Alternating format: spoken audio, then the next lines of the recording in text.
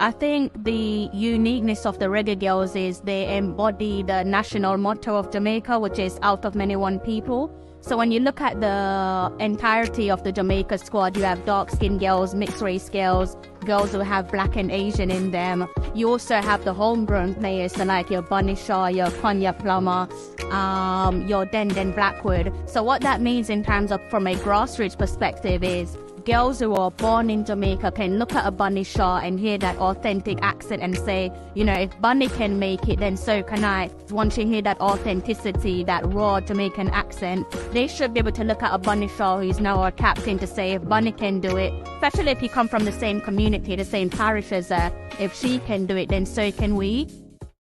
I think the uniqueness of the Reggae Girlz is they embody the national motto of Jamaica, which is out of many one people. So when you look at the entirety of the Jamaica squad, you have dark-skinned girls, mixed-race girls, girls who have black and Asian in them. You also have the homegrown players, so like your Bunny Shaw, your Konya Plummer, your Den Blackwood. So what that means in terms of from a grassroots perspective is girls who are born in Jamaica can look at a Bunny Shaw and hear that authentic accent and say, you know, if Bunny can make it, then so can I. Once you hear that authenticity, that raw Jamaican accent, they should be able to look at a Bunny Shaw who's now our captain to say, if Bunny can do it, especially if you come from the same community, the same parish as her, if she can do it, then so can we. I think the uniqueness of the Reggae Girlz is they embody the national motto of Jamaica, which is out of many one people. So when you look at the entirety of the Jamaica squad, you have dark-skinned girls, mixed-race girls, girls who have black and Asian in them. You also have the homegrown players, so like your Bunny Shaw, your Konya Plummer, your Den Blackwood. So what that means in terms of from a grassroots perspective is girls who are born in Jamaica can look at a Bunny Shaw and hear that authentic accent and say, you know, if Bunny can make it, then so can I. Once you hear that authenticity, that raw Jamaican accent, they should be able to look at a Bunny Shaw who's now our captain to say, if Bunny can do it, especially if you come from the same community, the same parish as her, if she can do it, then so can we. I'm John Barnes, and you're watching Talawa TV with Crystal Davis. See the moonlights on the town. Whoa, I'm getting ready. Talawa TV is in the town. Whoa, I'm getting ready. Got a corner on the telephone. Yeah, this is the Ocean of the Messenger, and you're watching Talawa TV with the host and best. So Davis, take it away. You're watching Talawa TV, people. Don't forget to like, share, and subscribe. People, I don't know why you guys cheating Crystal Davis channel like that, right? All of us is one, you know what I mean? So I want you guys to support Crystal Davis tonight, all right? I want you to leave your thought down in the comment section. If you're near around here, make sure you hit that subscribe button. Tonight, people, we have a good show to present to you guys. I hope you guys have your favorite beverage. I hope you guys have your peanut. I hope you guys have your, you know, the best thing that you love to eat, you know, your popcorn, you know, to watching the show. But tonight will be a great one, people. Tonight will be a great one. But people, you know the thing already, people. It's early, 6:30 now in Jamaica. But we enjoy the late night agenda and Crystal Davis show right now. That's Talawa TV. So, people, it's very easy. Once you guys join the chat, make sure you guys smash the like button. Really, really important to drop your likes down on the video. But people, I have a special guest, but you know, I don't think I want to bring her in so quick, man. I need to make sure go and bake a little bit. And I'm just getting to the move. I want to warm up a little bit.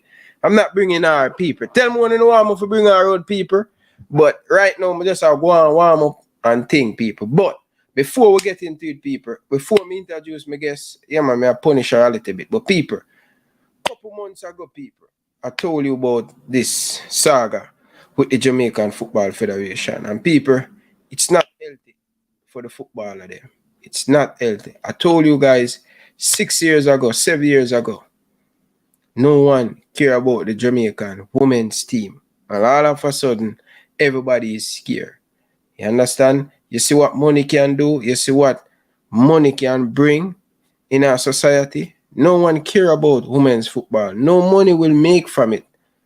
But soon as FIFA go and improve the female football. More sponsor is coming on board. Everybody want to get cash. Let's be honest. Sidela Mali, she has done great for the program. Just let that clear, people. She has done great for the program. And sometime in life, you have to understand when someone take it from scratch and bring it to the top, everybody who watch her build it from top and succeed with the Reggae Girlz. Why when Captain Horaceburl living, why we never have them problem with the females program? Why when Captain Horaceburl there, we not have them problem there with the females program? Captain say, hey, Sidela, you do your thing. Do your thing. Take the Reggae Girlz to the library. Him let her in. And you know funny? Sidela no search for the football. She never search for it. Tell you something. Some people pop up at Sidela's son's school. Right? And Sidela's son bring home the flyer. And he saw live stay though. So Sidela's son say, Mommy, I want you to support the Reggae Girlz. They're looking money. Program crash. The program crash, fresh God. People at Jamaica, the program crash. Yeah? And Sidela, with the love in her heart, from them time there, to know female football.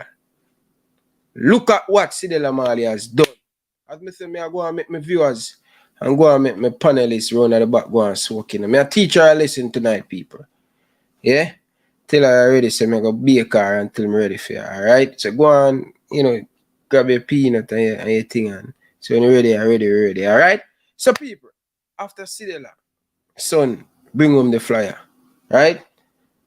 And I look at son and say, Mommy, I want you to support the Reggae Girlz. They're going out of business. The Federation don't have any money. And that's how Sidela get involved in football. Bob Marley, good look player. Didn't play professionally. Sure. If it wasn't for music, I must football. But I just want to show you Jamaican people where Sidela Mali is bringing this program from. And me live for see these people in the JFF. Want to push out Sidela Mali? I'm not having it. I am not having it. Me no business one tell me say. Me not have that. Me not have that. The man them need to stop the foolishness, brother. Stop the foolishness, brother. Sidela's rise to the top. Bam! Captain Horaceburl, Sidela Mali walk in to the JFF office. And she said to Captain, how can I help? And Captain said, listen, anything you have, would appreciate it. And him say, when Sidela start to help, he must say, Sidela, you know, say, I will give the ambassador for the Reggae Girlz. And from this up, from that day, from way back when, till to the day, we have the Reggae Girlz Foundation, we have the Bob Marley Foundation. And then, these men going to say no. Right now, I say, right now, Sidela and I do much for the program. Oh, dare you say that, but she not doing enough. Why is she supposed to do enough? When she put things in place, she not have to go in her own pocket. You know so much people in Jamaica without money. Football broke them and them not have nothing. And they laugh off of them. So the woman learn the business, put things in place that she not have to go in her own pocket. So me and the man in the JFF attack, but she not do nothing. Stop it. And stop the foolishness. Captain never have no problem with Sidela. Sidela do her thing. None ever. And then the man them are going like them as some little baby. But me tell you already, people, I'm want to listen to my people at Jamaica. If you don't listen to me no time tonight, listen to me tonight. You see, every time the JFF, the Jamaican Football Federation, every time somebody who willing to help, who love it, show passion and loyal to the program, they want to get rid of them. They want to get rid of Sidela. Because what? Money is here now. So everybody want to talk off their mouth. One of the death 7 years ago, 6 years ago. No, they never care about woman football. So all of a sudden, man get up in them feelings and everybody care about females football. One of the day when Sidela a go out and a beg and a do this and a do that and a help all these girls to go college and do all of these stuff. One of the day. When you turn a blind eye and turn in the back on female football and say, oh, no money not there, no money not there. No money there. Every man, I get them cocos back. One thing me I telling you, the last time me I telling you, somebody I go to prison, Remember me telling you, if on the next year, if on a 2 year or 5 year, one only I go to prison. One only I go to prison. Continue behaving like a uno. Football evolve around uno. Everybody who come to try to help, uno try deframe them character. Uno go all out and deframe the people them character and make it seem like Sidela is this bad person. I'm not saying Sidela is any sin. I'm not saying Sidela is God.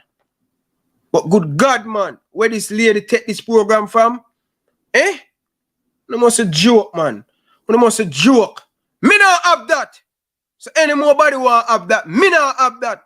Every time them money have somebody who want to help the football, who fight them down, I will beat them down. Sidela and run go nowhere. Stand up. How they are fighting you. People, me tell you already, you know. Big change I go make. I'm going to see if them people in Jamaica go allow them money to make them changes. Yeah. What changes me I talk about? People, trust me, 9 months ago, it was an all-out campaign to take away the ambassador role from Sidela Marley, to kick her out of the females football. You know why them say she have too much power and the team, them not have any control. So let me telling you something, people. Quick, before I bring in my guest. Because I don't want to vex with me. People, let me telling you something. Remember me that telling you about a gang of 9? Alright. One of the main goal for the administration is to break up that gang of 9. About 3 of them or 4 of them left back out of the gang of 9. I think about 3 of them left back out of the gang of 9.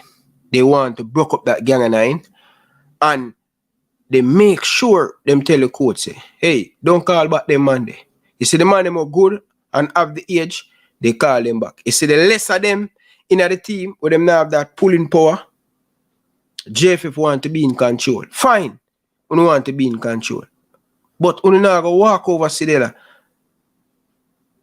We not go do that.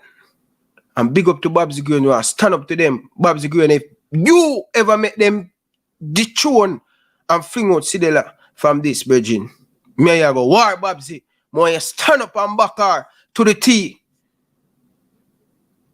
More stand up and back her to the T, Miss Babsy Green. Don't make them people win. Them too wicked to the females. Look at what the females has done. And through money in it now, everybody I run come and enough up themselves. It now go so.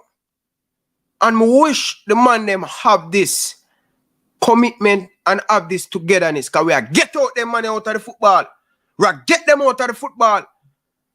I wish the man them he have them balls like all the woman them have them strong up and face up and unity come together. We are get out this administration.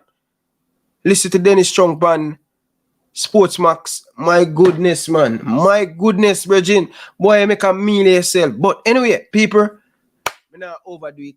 I think my baker enough.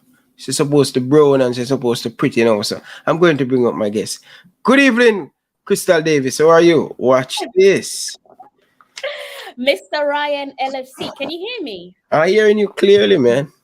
Wonderful, wonderful. How you doing? I'm pumped up. Tell you already, anytime anybody try to do the girls wrong, I am going to back them. I told you that how much I love woman. I love woman gone to bed. I told you that woman will get me in a trouble. So if me have to defend them, when them right, I will defend them. When them wrong, I will come and beat them. But I love females and I want them to win. Right? Are you comfortable? You good your end? You got all your snacks, your water close by? Because I got my mango, my glass of water, and I've got a bottle of water on standby as well. Because I know it's gonna be a long show. So okay, you're everything good to go. I have everything. Good. That's good. Can you hear my fan by any chance? Because no, I'm not hearing your fan. It's good, man. We okay with you, man. All right, cool. Beautiful. So just let you know that you look so beautiful. Thank you. I'm trying to compete with yourself, so thank you. Oh my God, no man. I'm gonna let you lead. I was actually supposed to do a show tonight, but it was going to be about the Reggae Boys. And obviously things have changed since hearing drama, put it that way. Supposed to be no drama Reggae Girlz, but somehow we found ourselves that in the midst of drama. So I think it's time to bring everyone up to speed with the World Cup kick starting next month down under in Australia and New Zealand. So yeah, I think we need to bring everyone up to speed, get some balance, Ryan. Try to bring some balance to the table, try to bring some objectivity to the table, which doesn't seem to be a common thing these days when people choose to discuss the Reggae Girlz. So hopefully we can shift that on tonight's show. Okay, thank you. I like how you show the respect, and on the button over me that I'm leading. I like that. That was just so wonderful. You know what I mean? You're welcome. Yeah. People, leave me and Crystal alone in the bridging. Leave Crystal alone, bridging. All right. I'm not even paying attention to them in the comment section. They know what they're doing. They know what they're doing. They're trying to pull my leg, but I'm sitting comfortable tonight, so I'm not even gonna pay certain comments any attention.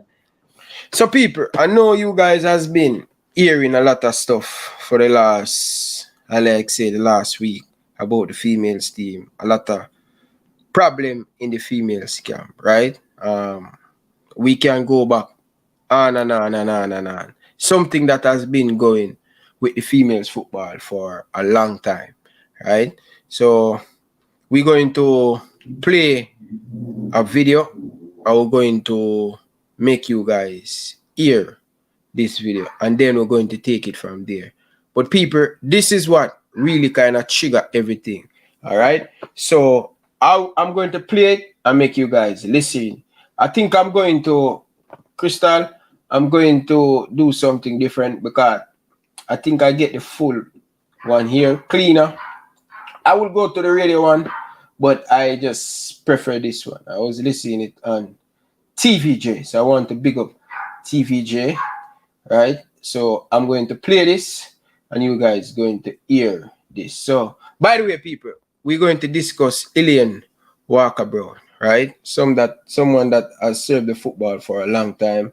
When it down, when it up, she's right there, right? But we have something that we want to play for you guys to listen to it, right? All right. So here is now, people. All right. Crystal, it seems like I lost Crystal, people, but I'm going to make you guys hear this because it's very important. All right, Ryan. So, one thing.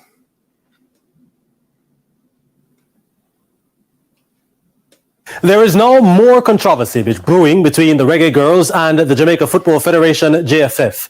This as one of the directors of the JFF is crying foul over what she calls an embarrassing encounter during their pre-World Cup camp, which came to an end on Monday. It was a trip made possible courtesy of the Ministry of Sport, where the Reggae Girlz were given a day out to Duns River Falls. As in-sports officers, Elaine Walker Brown and a colleague were given duty as chaperones for the day by the ministry. But things took a turn after a talk with coach Lorne Donaldson when they arrived at the hotel where the team was staying in New Kingston.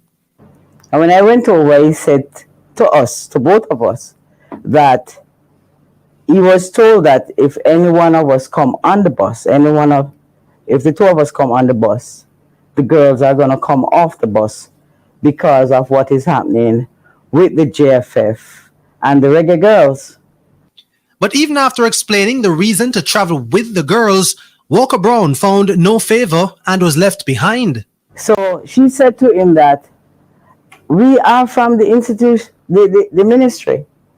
And he turned to her and said, okay, you can go on the bus, but Mrs. Brown cannot go on the bus because of what is happening with the players and the federation. However, Walker Brown says she doesn't believe the reason given for her not to travel on the bus had anything to do with the girls. This has no member of the Reggae Girlz has disrespect me. No player has ever from the Reggae Girlz. We have never ever had any confrontation. Me and no member of the team. So who is to be blamed? Walker Brown says, ask the messenger. Who told me that? The coach told her. The coach told me. So if we're going to deal with anybody, it's the coach. And she promised that you haven't heard the last of it. Yes, it was a bit embarrassing. You understand me? And it's not going to go down that way. I am a director of the Jamaica Football Federation. I have served women's football for 32 years. She did say, however, that one thing is for sure. I don't accept apology. The Reggae Girlz are preparing for this summer's FIFA Women's World Cup to be held jointly by Australia and New Zealand from July 20 to August 20. What said you, Crystal? Oh my God. Like I said, guys, it's going to be a long show. There's like what we're saying, Ryan, about 2 hours worth of recording to get through. Yeah. Obviously, I don't think we're going to listen to the duration of the 2 hours. Maybe just break it up in section, but you guys will get the gist. But I'm just taken aback because I'm thinking to myself, the JFF, it's like hypocrisy on display, because unless I'm mistaken, maybe I'm making stuff up, but I'm almost certain I've heard the JFF in the past, most recently actually, make statements, different representatives from the Jamaica Football Federation come out and say that they want to deal with matters internally. So how have we gone from hearing that you want to manage situations internally to now speaking immediately to the media? I thought we were moving away from that. The reaction it comes across as being a petty, childlike reaction with regards to, again, going to the media, paraphrasing about not accepting apology. I mean, come on, like, no disrespect to Miss Walker Brown, but she could easily be the mother to these girls. So seeing that she is a mother figure, and to be fair to her, she did say that none of these Reggae Girlz have ever disrespected her. So taking that into consideration, could she not have just given them a bly and say, okay, let's do this with reasoning. I've never been disrespected by the team before. What could have caused this? What's the reason? Because it just seems a little bit odd. Like, it just seems weird that the Reggae Girlz will just jump up one morning and decides to disrespect someone who they've never disrespected before. And with Miss Walker Brown's reaction, again, stating that the Reggae Girlz have never disrespected her before. Again, could you not have just said, okay, they've never disrespected me before, let me just not necessarily brush it under the carpet, because if you feel disrespected, then you feel disrespected. I can't speak for her, but could you not have dealt with this behind closed doors? It kind of reminds me of like when you're friends with someone and you want to get out of the friendship, so you just wait on that person to mess up, and the slightest little hiccup, you just kind of throw them under the bus and wash your hands with them. That's how initially that first recording came across. I don't know what else was said in the interview. I'm not sure how long that particular interview was with Miss Walker Brown in terms of the depth of the interview, but that's all we have to work with. But it was just a very odd reaction. I've always said to you, Ryan, and this is why I choose to keep my content in a certain format. I try to bat away the negativity. I don't like to create content around negativity. I'm a fan of keeping things in house, especially when it's just something that's just so meaningless. What's the purpose of going to the media with this? Like, what's your aim? What's your objective? What exactly are you trying to achieve? Okay, you weren't allowed onto the bus. How long ago was this? I think based off some of my readings from earlier on, this was about the incident with regards to the bus would have taken place about maybe Thursday. what, 4 days ago, if that, Yeah. right? So we're heading into almost a week. So why is it now that this is now coming to light and the media know about it? Could we not have handled the situation better? It just seems heavily distasteful. And you can play the rest of the interview as it goes along, but again, we kind of find ourselves where it seems as if the Reggae Girlz are caught in a crossfire where there is clearly an issue there, but they don't seem to be the center of the issue. But the stray bullets is definitely hitting them, no doubt. I don't know. What did you make of the interview and what was said? Listen, in my previous show, I did a show and not exactly on this, but anything happening in Jamaican Football Federation, nothing hide, right? People always talk up to you like they respect you and they rate you and all of them things, but behind your back, they talk up a lot of things. No, allegedly, this is what I hear, all right? So, allegedly. So, a meeting a couple weeks ago happened, right? With such and such people in the meeting, right? A Zoom meeting happened, right? Again, allegedly, all right? So, in the meeting, I hear that what happened to JT Taylor the other day, where JT Taylor thought his mic was on mute, but lucky him know, Simon, the coach, everybody in the press conference hear what he said. Oh, Simon, I want question they give me. So, again, what happened in the meeting? Miss Walker Brown said again, allegedly, said a whole heap of disturbing thing about Sidela Marley, right?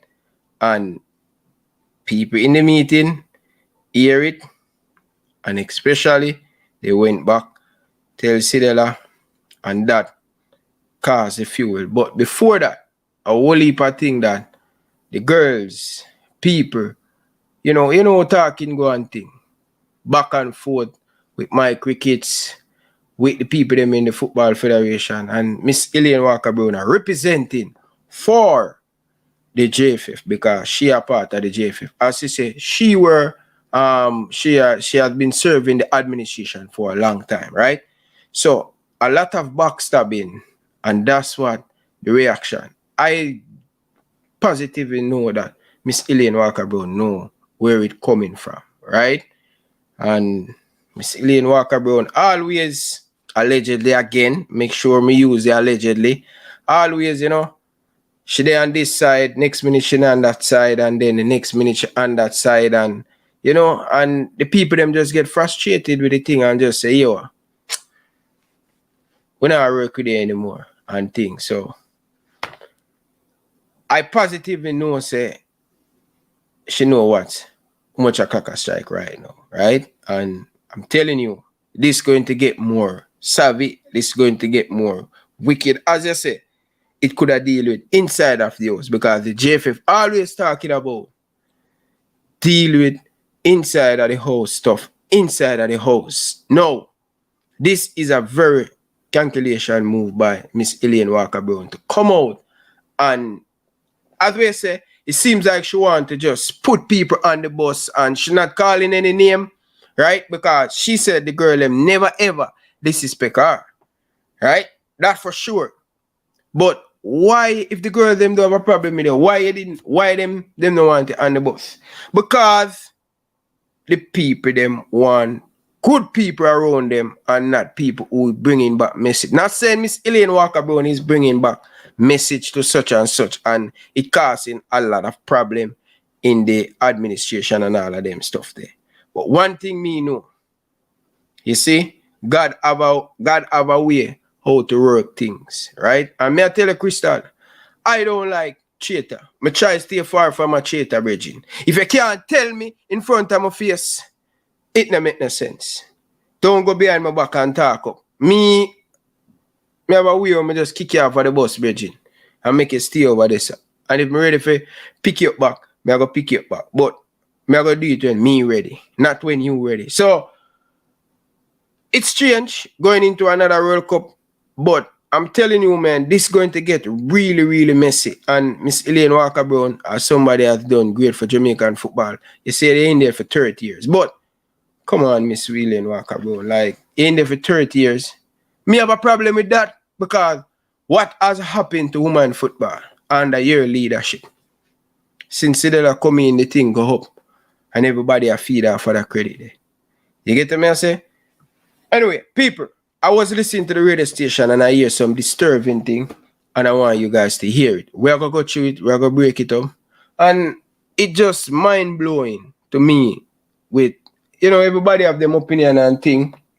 And probably the girls them wrong, right? Probably the girls them wrong. Probably the girls them do. Probably the girls them want too much. But with this administration, I don't believe none of them. And the girls them always get my backing. Always get my backing. You understand? And me now just come and back people. But talk to my source and all of them thing there. The JFF has been doing a whole heap of wrong thing, Crystal, and it cannot continue. All right, people. So listen to this, people. In Jamaica, Elaine Walker Brown, she's been doing it forever. From before Wappy and Philip have them conflict, you know. Elaine Walker Brown will be the head of Jamaica's women's football, you know. Understand that she's the only female member on the board of directors of the JFF. Real stalwart in the football. We heard the stories. We heard the stories. I mean, unofficially about what happened with herself and going on the team bus with the Reggae Girlz to one of them North Coast resorts, I think. She was, you know, supposed to be the head of the delegation, and the coach basically makes sure that she can't go up on the bus. If she go up on the bus, the girl will come off. Anyway, we have the story. We're just going to play the story for you and make you listen to it. Listen to this. It was a trip made possible courtesy of the Ministry of Sport, where the Reggae Girlz were given a day out to Duns River Falls. As in-sports officers, Elaine Walker Brown and a colleague were given duty as chaperones for the day by the ministry. But things took a turn after a talk with coach Lorne Donaldson when they arrived at the hotel where the team was staying in New Kingston. And when I went over, he said to us, to both of us, that he was told that if any one of us come on the bus, if the two of us come on the bus, the girls are going to come off the bus because of what is happening with the JFF and the Reggae Girlz. But even after explaining the reason to travel with the girls, Walker Brown found no favor and was left behind. So she said to him that we are from the institution, the ministry. And he turned to her and said, okay, you can go on the bus, but Mrs. Brown cannot go on the bus because of what is happening. However, Walker Brown says she doesn't believe the reason given for her not to travel on the bus had anything to do with the girls. No member of the Reggae Girlz has disrespect me. No player has ever from the Reggae Girlz. We have never ever had any confrontation. Me and no member of the team. So who is to be blamed? Walker Brown says, ask the messenger. And she promised that you haven't heard the last of it. Yes, it was a bit embarrassing. And it's not going to go down that way. I am a director of the Jamaica Football Federation. I have served women's football for 32 years. The Reggae Girlz are preparing for this summer's FIFA Women's World Cup to be held jointly by Australia and New Zealand from July 20 to August 20. Jordan Fort, Radio Jamaica Sports. Ah, dear. What is life in Jamaica without little passa? What? Without no mix up. Let me take a joke. Can I tell you, though, listeners out there in Radio Land, Sports Explosion family, when you come down on this thing, we know the JFF is the easiest, is the biggest punching bag on the show, the JFF. And Elaine Walker-Brown is a director of the JFF. What's she wrong this time? The JFF to be blamed this time? Me not upon the side of the JFF with the one. And Miss Walker-Brown specifically. Yeah. I think they were. Sorry. No. Oh yeah, guys. If you see me, I'm looking down. I'm just making some notes. So basically, if you're just joining the live stream, Ryan's gonna be playing a what do you want to call it? You play the first bit is a interview, and then it's the you play an interview and you dissect it and I do all kind of chop it up, chop the line with it, everything. There we go. So I'm just making some notes with regards to, and then it'll be interesting to hear what you guys think in the comment section. But with regards to what Oral Tracy, it is Oral Tracy, right? Yeah. With regards to the way Oral Tracy teased this one up, it is quite clear as daylight. Unless you have a problem with your eyesight, that impartiality has just gone straight out the window. And the reason why I said that is it did the natural thing that any journalist or reporter or content creator would do, in the sense that he gave us an introduction, but the introduction that he's giving us to the subject matter offered. No, it was one-way traffic, basically. It wasn't balanced. He's given an intro on Miss Walker-Brown. He's spoken about the situation. He ain't really touched on where the Reggae Girlz stand in all of this, offered the objectivity. And then he's flat out just let us know that he's on the side of the JFF.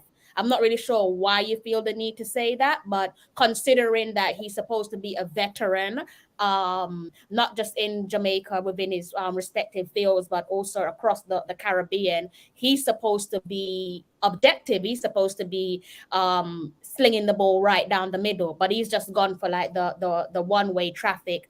And straight off the back of that, you kind of gain that this interview is only going to go one way, because already it just kind of seems like we've got the good guys and the bad guys. Now the good guys would be the Jamaica Football Federation, which includes Miss Walker-Brown, and the bad guys in this is clearly the Reggae Girlz. And what is that? Is that like what, 7 minutes in?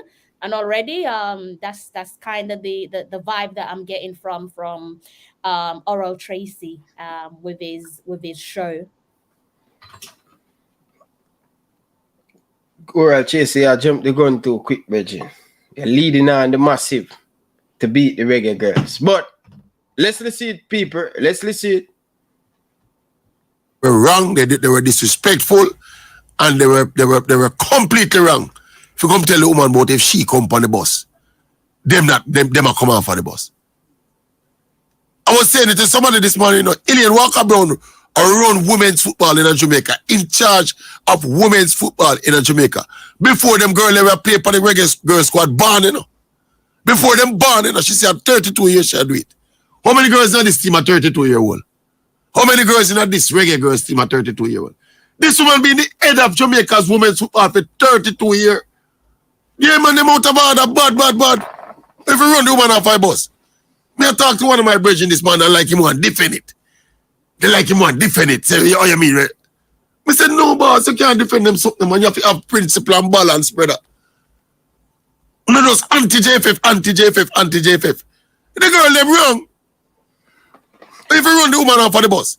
Pause, Ryan. But Ryan, I don't know, maybe I'm a little bit slow. She was representing the Ministry of Sport, which she said she was, in her capacity as she and another person. And it was specific to her.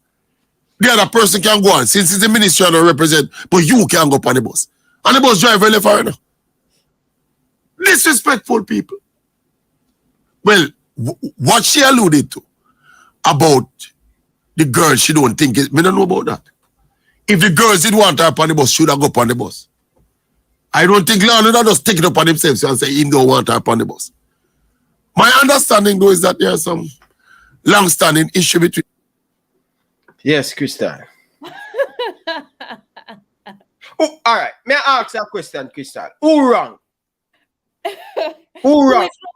is wrong? Here's why it's difficult to find out who's wrong, because all now we haven't heard from the girls as per usual. So we don't know the other side of the story. So it would be irresponsible for either of us to jump the gun and say the girls are wrong, or Miss Walker Brown is wrong, or whoever, there's a few names that gets thrown into the mix that they're wrong, or JFF is wrong, because we've not heard from all angles. We've just heard from Miss Walker Brown. And I don't know, Oral Tracy, his tone of language for me is just under 10 minutes. It's concerning. I can't tell him how to speak. I can't tell him what to say. A lot of the times it's not what you say, but it's how you're saying it. So it's kind of like off the jump, you're trying to style the girls. You're trying to treat them as if they're a bunch of nobodies. Them before, what did he say? Something along the lines of before them girls that did barn and something like Yeah. that. And it's just, Everyone did it before them even play for the Reggae Girl. yeah, and again, it's not what he's saying. It's just It's the how way him that say it. it's the way that he's saying it. Like, these are someone's kids at the end of the day. I don't know if he's a father, but I'm pretty sure he don't want nobody talking about, if he does have girls, he don't want no one referring to his girls in the way that he's referring to the Reggae Girls. Like, come on, like, give respect at the end of the day. Because he went off to talk about principle and balance 10 minutes into his program, and he's offered zero principle. He showed zero principle, and he's definitely hasn't offered no balance up until this point. So far, again, what is this? I'm guessing this is about 10 minutes in. He's just proven to be a hypocrite of his own words, because he said it clear as daylight. He's on side with the JFF, basically. He's not anti-JFF. Nobody's asking you to be anti-JFF, but you have a responsibility when you're delivering a show that is well respected. He has a reputation. So do your job properly and do it effectively well, like offer balance, offer objectivity, but he hasn't done that so far. So be keen to hear what else he has to say, because so far he's just driving down a one-way traffic for me. Yeah, need a little bit of balance into the show, because you into the show, once you into the show like that, sets the tone. Yeah, so if you have the mediator as the journalist, you're supposed to look on it both sides. All the girls them would have feel, all the Miss Brown would have feel, and all of them stuff there. I don't know, man. Miss Walker Brown on this, the whole fraternity and the Reggae Girls, because you know them run like a law unto themselves. Remember, so the Reggae Girls them is a law unto themselves, basically, in the football, So them not two in Miss Walker Brown long time. But even then, you have to be professional about it. She's a director of the JFF. She's a head of women's football. You can't tell women that she can't come on the team bus. I don't understand the people here. Anyway, let me move on now. Some other related stories, people. The Gold Cup squad. Stop it right there. I don't want to hear about the Gold Cup squad. But you see, we hear Miss Elaine Walker side. And it'll be great to hear from the girl side. But that's what he's supposed to do, Ryan. Like, Oral Tracy has a depth of contact. I don't need to ask him that. You don't need to ask him that. I'm pretty certain that he could have reached out to one of those girls and got a response. Either the girls or, quote, like they love to say, the team around the team. It's not that difficult. He could easily have reached out to someone who represents the girls and say, I'm going to be doing a show. I've already heard from Miss Walker Brown. What do you have to say on the matter? And if they choose to not comment on it, then just say they're choosing not to comment. You have to hear all angles. You can't just come out and just offer your take on something and paint someone out to be good and then paint the other group out to be the villain in all of this. It's not right. I agree with that 100%, Krista. I agree with that 100%. But I'm telling you, man, this thing will not stop, It will not stop. Because the JFF on a mission for fight, for get back this. But let's take a break, people. We're going to take a call. Carla, good evening. Welcome to the show. Yeah, Ryan, Crystal, bless up. Good evening. Good evening. Good evening, Yeah, Carla. I look for a little bit too much from Oral. When we called last week, I tell you that the man biased, he has shown a consistency over the last couple of years to be anti-Sidela and anti the Reggae Girlz. It no matter what their girls is with the JFF, him seem like him have issues. Him already him flag where him stand up politically, and it's on the side of the JFF. That is obvious. There are certain things I don't know what. There's a certain amount of rancor involved with him and the Reggae Girlz. I don't know what it is, but it is obvious that he has decided which side he's gonna depend on. No matter what the issue is, he make up his mind where he's gonna stand up. So don't expect any great journalistic integrity from Oral. He's not that type of a person. He's not that man. You get me, I say? So if he wanted to know what the truth was, he could have contacted anybody. Maybe the girls would have responded, maybe they would not have. Maybe it's that the girl him reach out to them in the past and then reject him and then bitter about that. I don't know what it is. But it's obvious that there are a lot of issues, and we need to stop looking at Oral for any sort of balanced view as it pertains to women's football. I just want to make a couple quick points before I leave. It's amazing how much money can change people's priority in a life and in a football. You know, the JFF remind me of Ryan and Crystal.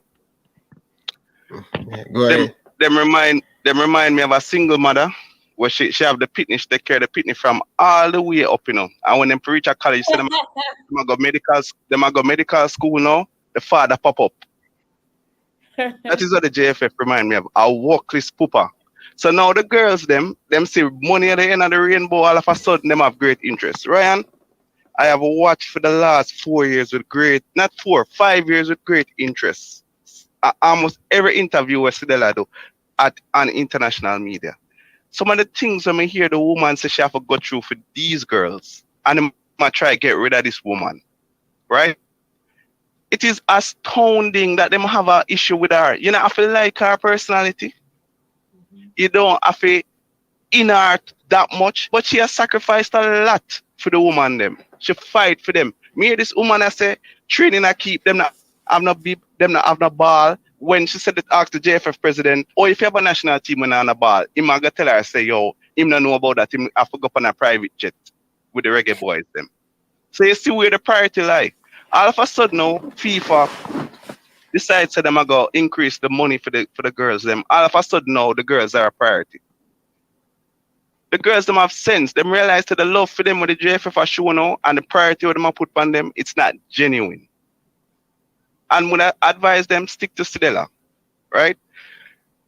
In addressing Elaine Walker Brown, you saying that you're a director for the JFF, it don't mean nothing at all. Because we've seen the directors of the JFF appoint. That's nothing. It's nothing to talk about. Because the JFF, them don't hire the best and brightest for the most part. So that don't move me in any way.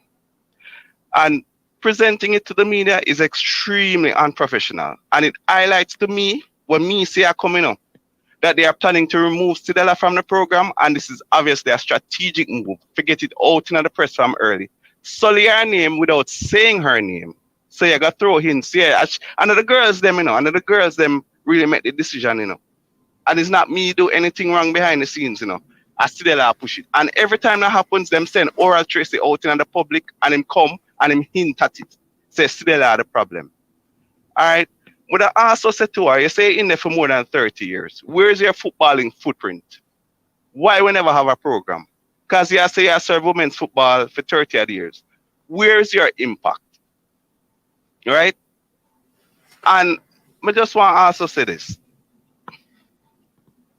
We have to decide when we make decisions, if we are practical, what is the most important facet to the success of the Reggae Girlz, right? So, I'm going to say to JFF, only decide, I just put it out there, I'm not saying this is what I'm necessarily going to do, right? Only I'm going to decide and I say, all right, we're going to remove Sidela and we're going to keep Elaine Walker Brown. Elaine Walker Brown in this thing for 30 odd years. Where was women's football in Jamaica? Sidela take it, quote unquote, take it over in the last few years before Captain died. may rest in peace, right? Look at what she has done in the ensuing years for take Jamaica's football from where it didn't exist to where them go back-to-back World Cups. So if the JFF are trying to make a decision based on practicality, why is it that I'm so interested in getting rid of Sidela and possibly keeping Elaine Walker-Brown when she wasn't a success before? Why Captain never go to Elaine Walker-Brown and say, why you not be the ambassador since you're so good at your job and you can advance the program? Why him go to Sidela? What was it about Sidela make Captain Burrell say, yo, you lead it. Now take a hands-off approach, you run it. What was it about Sidela? What is it that she did?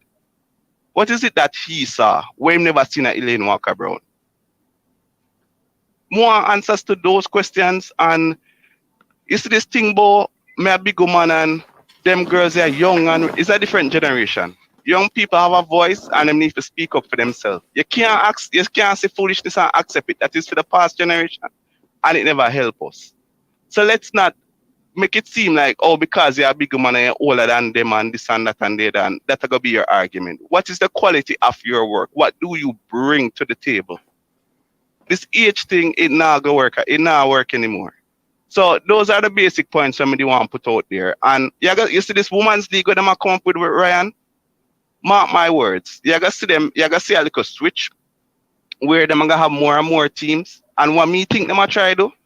I think them a try establish the league and then try phase out a lot of the diaspora and girls, especially the girls, so them feel support Sidela, so them can have a more local base where I got support the foolishness what them want to, and them can say we don't need Sidela again. But I just want to remind the JFF, she not only operates for Jamaican football, she lobbies for women's football all over the world, and the top players in the world knows that is what Sidela does, and she's an icon. So don't the one who did the last World Cup where she have to be behind fence and separated from the girls and can't go watch them, can't talk to them, but won't have access to them. That's all I'm gonna say. And big up Crystal, big up Ryan. Have a good night.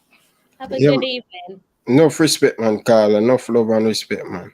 Really yeah, man. Bless up, man. People, before we get into the show, people, come on, people. Smash the like button, people. Come on. Like up the stream, people. Like up the stream, people. Come on, people. Hit the like button, people.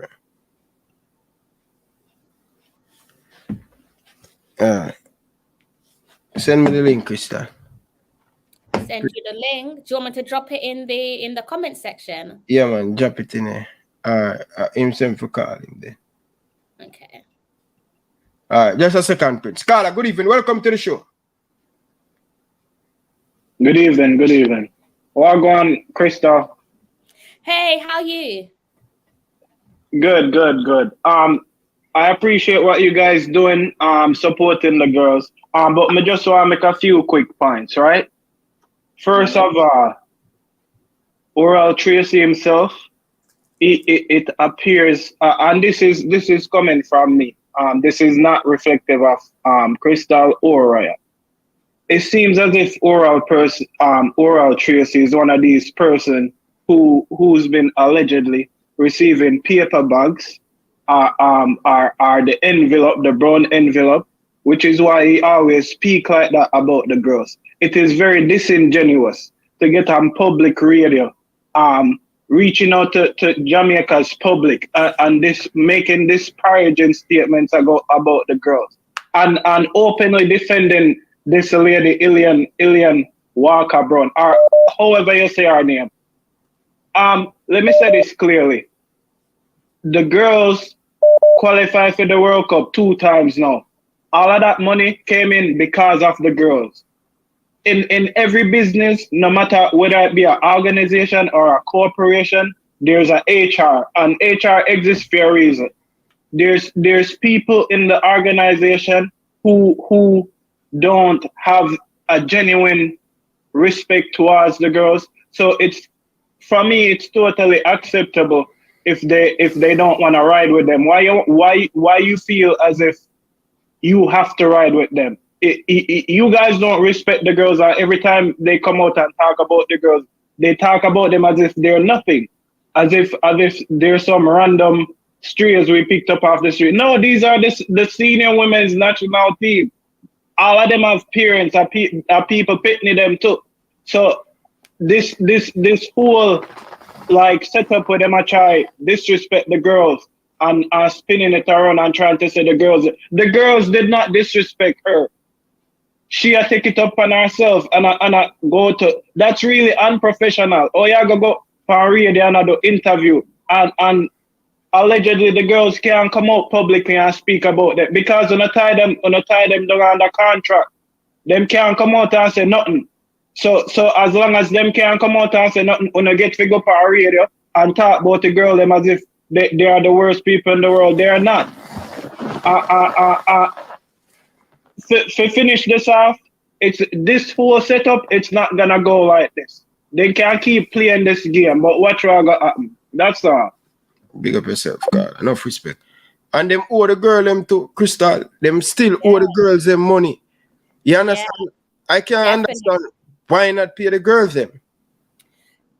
You know what? It's so funny because listen, it's all about principle at the end of the day. If someone lent you £5 or $1,000 and you kind of feel like and that's Jamaican dollars, and you feel as if they are well off and they might not need the money, still give it back to them. Let them say to you, you know what, I don't need it. Because somewhere in the program, from what Ryan's playing, they alluded to the fact, I heard one of the callers alluding to the fact that the girls are getting a large sum of money for their involvement with this year's Women's World Cup. That's the girls who go on to represent Jamaica down under in Australia and New Zealand.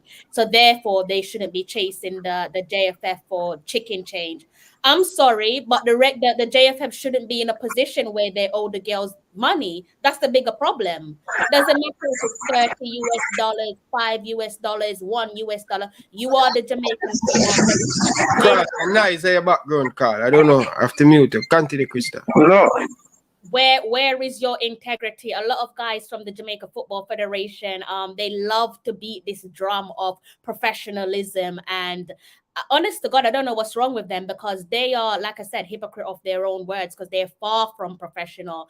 And that's not to label everyone in the Jamaica Football Federation, because there are some good guys there that work for the Jamaica Football Federation. I think the issue with JFF is the guys in power, so those in the higher echelon of the federation itself, as opposed to everyone that works for the Jamaica Football Federation. So again, it doesn't matter if the federation owes the Reggae Girlz $1, $2, whatever it may be. Yes, we're talking about the Reggae Girlz receiving $30K at this year's World Cup, and people might be like, okay. When I say people, I should actually refer back to the Jamaica Football Federation, because they seem to be the only one who think that because the girls are expected, those who are selected to represent us at this year's Women's World Cup, because they are expected to get a large sum of money, therefore they shouldn't be chasing us. I'm sorry, but you're in the wrong. Pay up. Simple as. Like, you owe them money, you shouldn't owe them money, so give them what's owed to them. If you owe the lady them so long, Bridging, pay up the money, man, and you have so many chat. Dennis Strong and Speed and all, you know, the president. Pay up the people, them, the girls, them the money. But Carla, good evening, welcome to the show. Yeah, good night, Mr. Ryan. Good night, Crystal. Philip Beckford here. Mr. Beckford, good evening, how are you? I'm doing fine, you? I am well, thank you. By the way, so I should have told you about that. So yeah, guys, Philip and I think Jerome, or I think Jermaine as well in the comment section. I think you guys asked me about my number, and I did read the comment, but I couldn't comment it at the time because I think Ryan was speaking, or one of the callers was speaking. So basically, guys, just call Ryan's number for tonight's show, because I won't be using my regular number.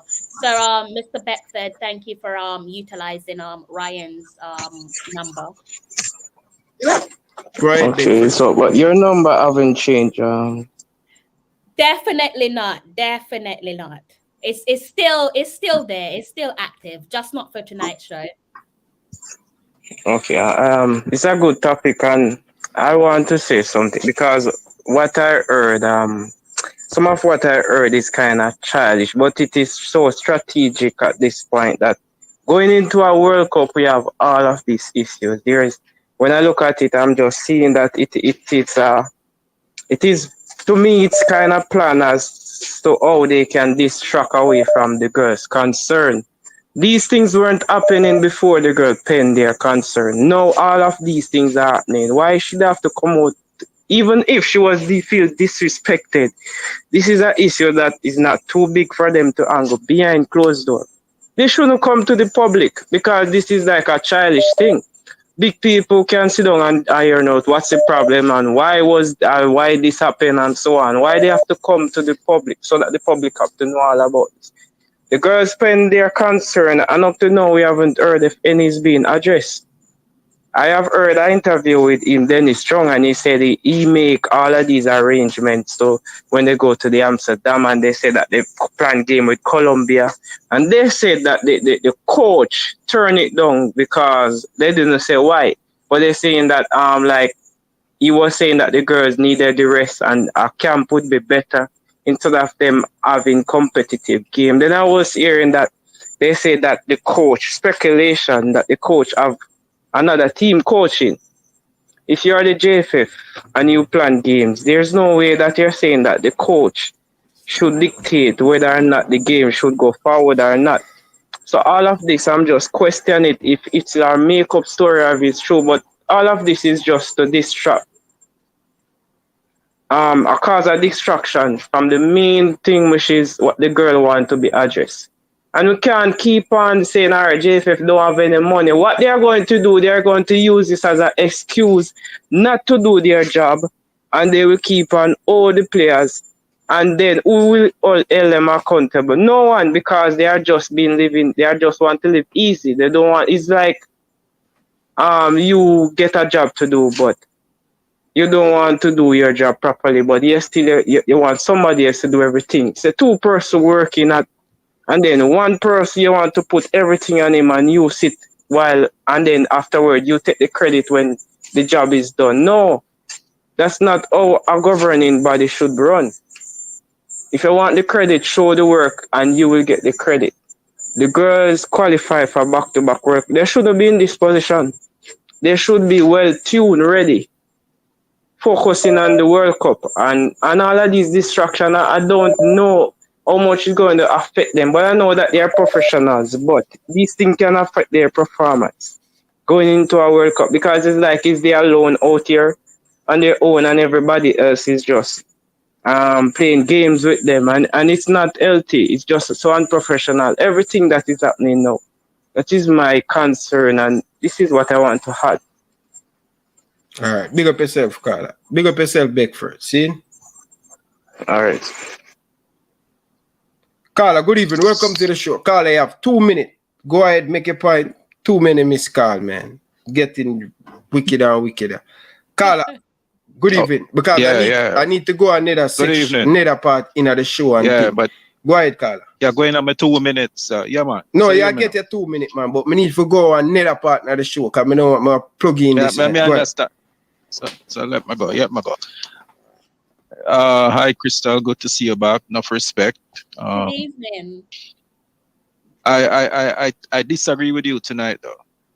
Go on. What happened? This whole saga with Elaine Walker Brown and trying to get on the bus and was told she's not welcome on the bus. Right now, obviously, the players must have communicated to Lorne Donaldson that look, if based on what Elaine Walker Brown is saying, that if they don't want her on the bus. Me being the coach, the players are all adults. Lorne Donaldson is an adult. So they should have, he should have said to them, okay, what is this about? And deal with it. And say, they should have told them that that's not the way you deal with a problem. If you have a problem with a lady, then you can't just say, oh, we don't want her. If she come on the bus, we are come off of the bus. That's being childish. But everybody is beating Elaine Walker Brown for being childish when the whole thing started from the players, not wanting her to come on the bus or else them will come off. That's where you deal with the issue. You should have dealt with it there whenever you was told that if she come on the bus, we are going to come on. We're going to come off the bus. I let them know, look, what is the issue, and we deal with it.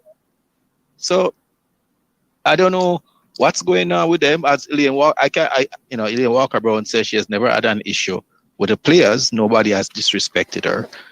So why not deal with it there and then? As to find out what is the issue, why she cannot come on the bus. See me? Everybody want to be the. Go ahead. Sorry to cut you off. No, finish off what you were saying. Right.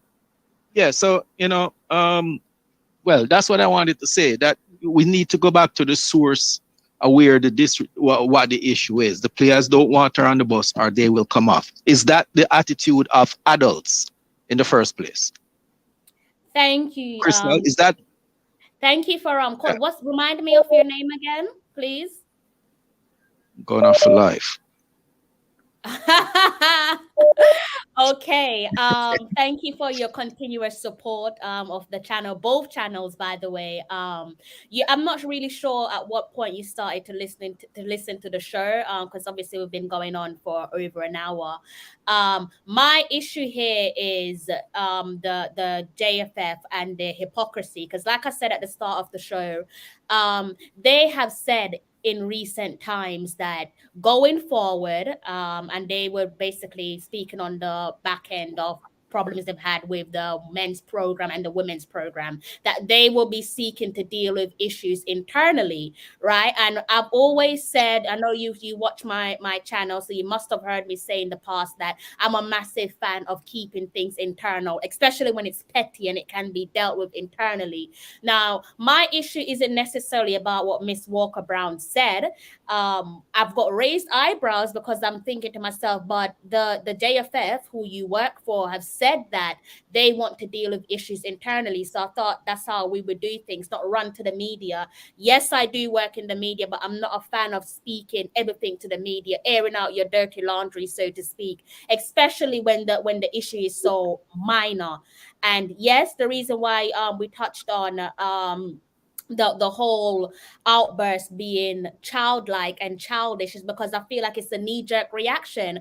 And if we're talking about objectivity, what's been said is purely hearsay in terms of what the girl said.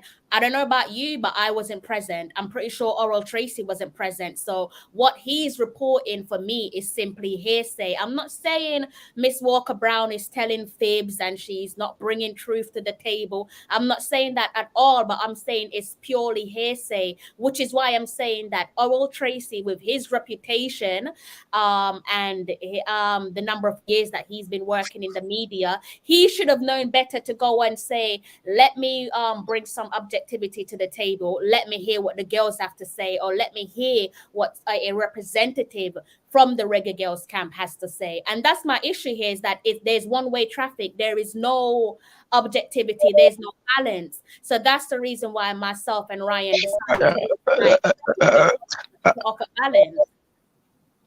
All right, but okay, let me just wrap. So as long as we understand that objectivity is not a one-way street. Objectivity also comes from the girls towards the JFF, irregardless of the difficult circumstances that they operate under.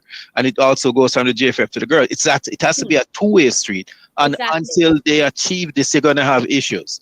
That's all I wanted to, because it seems like everybody's beating her that this and that. But no, the girls also have a responsibility in all of this. Understand? Because we're all adults. And if I'm going to take what Tracy said for what it is, that you can't come on the bus. If you come on the bus, we're going to get off. That's just plain stupid and childish. But why would you take what he said? Because you wasn't there. So if Oral Tracy had said, the girl said that Miss Walker Brown should go and suck XYZ, would you take that as, it is what it is? Oral Tracy has said it. Because what is he, a man of integrity? But I guess that's a question you should put to Ryan. Ryan loves playing Oral Tracy clips on the show. I want to ask you because I prefer to ask you because you're saying that you're going to take what he said on board, but on the basis of what? Why would you take what he says on board? Because that's the only angle we have at this point until it's disproven until But it's that is why proven, it's wrong. you know. But that is the reason why we are asked. This is the reason why myself and Ryan set up tonight's stream, because, like I said, it was a 2-hour long conversation on Oral Tracy's program where the traffic was very one way, and it was a certain demographics that was basically beating the same old drum, no objectivity Okay. whatsoever. And I can't work with hearsay. I just can't do it. And Ryan is a content creator as well. He can't work with hearsay. I can't speak for Ryan, but I'm pretty sure there's been times where a little birdie has gone to his window and said XYZ, and he has to go and find supporting evidence. Research it. Exactly. All But right. what I'm saying is we can't even research that because we've not heard from the girls. Okay, fair enough. Fair enough. As long as there's objectivity in both ways. Carl, All I right. have to run leave you, man. I have to run Yeah, leave man. you, No, all right? no, no problem. I understand. Take care. And you book the league, yeah? All right. We'll kill you next year. No worry. All right, sir. All right, sir. Respect. Welcome. All right, Crystal. Have a good night. Take care. Have a good evening. Big up to Freedom Vlog. Man said JFF need to pay up the girls. Oral Chaser, take your lick all day long. Take your lick, Oral Chaser. Come from underneath the bed and call into the show, Maverick. Prince, big up yourself. Good evening. Welcome to the show. But another person, what me know you from? Oh, me? Yeah. We do couple live streaming I passed before, man. No, man. Differently, man. Differently. You come from jungle? No, man. I'm not jungle. Oh, you don't come from jungle. Okay. Yeah. All right. Evening, everyone on the show. Evening, everyone in the comment section. Crystal, what have you been doing? Mr. Prince, I'm good. How you? How you been? Things could have been better, but I'm always good. I'm always great. Glad to see you back. Thank you. You too. It's always good to hear from you. Yes. All right, so basically, we are talking about my girls. Me already love my girls, and me already emotional about my girls and stuff. So I'm looking forward to contribute to the show tonight and see where I can add some value to the whole conversation, because I'm seeing a lot of unfair statements that are being made against the girls, and we see where a lot of persons that are talking about Elaine Brown being disrespected. I mean, the all-time person that has been disrespected from the JFF is Sidela Marley. I mean, the program run down to the ground. And even when Oral Tracy, I come forward and I said how much Elaine Brown has done for Jamaica in her 30 years. Come on now, Oral Tracy. That is being subjective. Because remember that she was a part of the program for 30 years, but I want to think, before Sidela came into the picture, where was the Jamaican program? Didn't the program run down to the ground? Was Jamaica in any contention to make any World Cup? The program was dead. The program was typically on a lifeline. It was dead. There was nothing happening in Jamaican football. Absolutely nothing. It's the resurgent that Sidela Marley brought to Jamaican football. Made Jamaican football is where it is right now. So all of that statement that is being subjective, everybody is just upping on the success of what Sidela has done. That is what everybody is doing, because before that, sure, you were part of the program, but the program wasn't bearing any fruit. It wasn't. It wasn't bearing any fruit. The tree was just growing. It wasn't bearing any fruit. Yeah.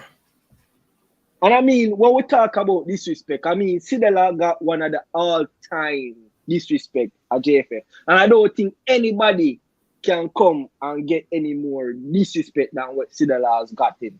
Because just imagine that the person that revived your program, that found funding for your program, that supported the girls to get them to their first World Cup, and you're going to tell me that that lady is going to show up at a match and a ticket is not even there for her. She had to watch from the stands. While you and all your parties was in the skybox and you did absolutely nothing to get them there. And the one lady that you guys were supposed to look out for, you didn't even got that right. One lady that was able to make it possible, you did not got that right. I mean, if I was a president and someone did something like that to my program, that lady would have been first in my mind. Yo, that lady probably would have been first over the players themselves. No one knows say she good, no one knows say everything all right with her. Even when she have her own hotel, I want to ensure that Sidela, you have your hotel and everything right. Sidela, you have your gate pass. You get what me I say, Ryan? Yeah. So when we talk about respect, that's not in JFF. JFF does not pay respect. JFF cries all day that they don't get any respect. But when you look on their side, they don't show none, absolutely none. You then at the Virgin, you then at the background, you feel, if you come on the stream, you feel, you can't eat on the stream, my boss, man. And set up yourself, no man, like you're ready for come on the show, Virgin. And think. Right, you need to fix your camera like this. It can come out as YouTube size. But go ahead, your time, right for that. He's not from the right. He's not from the right Simpson camp. You're mute, you know. Yeah, Carla, good evening. Welcome to the show. Hold the line. Hold the line, Carla. Mute your background. Yeah, he's not from the right Simpson camp. Oh, no. Okay, all right. Just want to make sure that clear. Yeah, so pretty much I'm not gonna say the name of the player, but a couple weeks back, I met one of the players in our store, in our shop. I asked her how everything going on. She seemed upbeat and she seemed excited. I said, good luck with World Cup and everything. And like the smile which she did up on her face, she seemed really appreciative and she just seemed real patriotic. You know when somebody love them country and love to perform for them country. Now, fast forward to now. This lady Elaine Walker, right? She's saying she's been in the program for over 30 years or whatnot. But at the end of the day, if you think about it, the number of years you've been with JFF, it doesn't matter. You know why? If you weren't one of the persons who reach out to the ladies and try to create a relationship, when you're working with a group, your job is to create a level of trust. If the girl them know you, if you cannot be there so long, you've never went on to your way to make sure so the girl them feel comfortable around you. And personally, if I'm playing for a team or if I'm in a working environment and I know a certain set of people who don't really show certain love towards me and they do stuff behind your back and they speak about you negatively in our meetings and stuff like that, me not go feel comfortable or ride on the bus with them. What if then turn around and pull out a pistol and just start shoot it all out? You know what I mean? That's just how I see it. So it's well within the girls' rights to not want to ride with certain individuals, especially if they're definitely not trying to reach out to these girls and create a relationship. That's pretty much where I'm lost at. Yeah. But big brother, it seems like you're not ready yet. Okay, all right. Seem ready. Is this a police? Good evening, sir. Hello. Carla, I called earlier though on the show. Oh, is Beckford this? Yes. Okay, Beckford. Spin your phone like this, Beckford. Spin your phone like this. Security. Yeah. All right. Carla. Okay. Yeah, man. Carla, good evening. Welcome to the show. Good evening, Ryan. Yes, sir. Yeah, bless up yourself. Bless up yourself, Crystal. Yeah, Crystal right, jump off. I think jump off a while ago, but she's back here. But go ahead. Okay. All right, good. Well, basically, I'm here basically disagreeing, not on the side of Crystal tonight, as much as I love Crystal. Now, my reason for that is everybody seems to be going off on a tangent, going off on different reasons and stuff, going off on different topics. You have a cellular topic over here and you have a JFF topic over here. Now, what took place based on what Oral Tracy said? What took place? Was it disrespectful, Ryan? Zoom in on that. Was it disrespectful? Just zoom in on what took place. But the girl, no, I'm going to continue after that, and I just need your opinion. Yeah, but the girl, if the girl believes say, we are talk up behind them back, who do you want to chat with there, brother? Yeah, and Ryan, remember, say the whole reason of the trip. Hold on, give me a piece of color. May I say the whole reason of the trip is a team building exercise. Now, if the girls have a sense of unease around a person, how can you go through a team building exercise and you're not comfortable? That defeat the whole goal of a team building exercise, because what you want everybody to kind of loosen up and kind of, get that camaraderie and gel together. But our presence alone would have put off the girl. So it would have been just a waste. Uncomfortable. Yeah. My time again. Go ahead. Yeah, man, run it, man. Right, then. Cool, and that is understandable because that boil down to psychology, where if they're uncomfortable, they're not gonna give off them best, which is understandable. But what I am saying is, what took place? She said, and this is on the media now. She said, Miss Elaine Walker Brown said that she and the girls have no beef. She has never disrespected any of them, and neither have they disrespected her. Now, what she also said is that the coach was the one who came to her, right? And initially, they were going to not allow both ladies. So it was basically a knee-jerk reaction. It was sudden. Yeah, but you understand what I'm saying? You can't understand. Me, I look panic. Watch this now. You know, say, I went to Excelsior, right? After I leave high school, 1 year after, I knock up Pat Covan and, I cost the players them and thing. Shout at them, although I play with them, but I say, brother, you have a manning cup on their belt, you're good. Come on, bro, show your experience, show your class on the pitch. So what happened now, as a former captain of Excelsior, went up at the school, right? Can't forget, I travel with Jonathan Grant, right? And I go over there early and I say, coach, I travel with the team and thing, is it?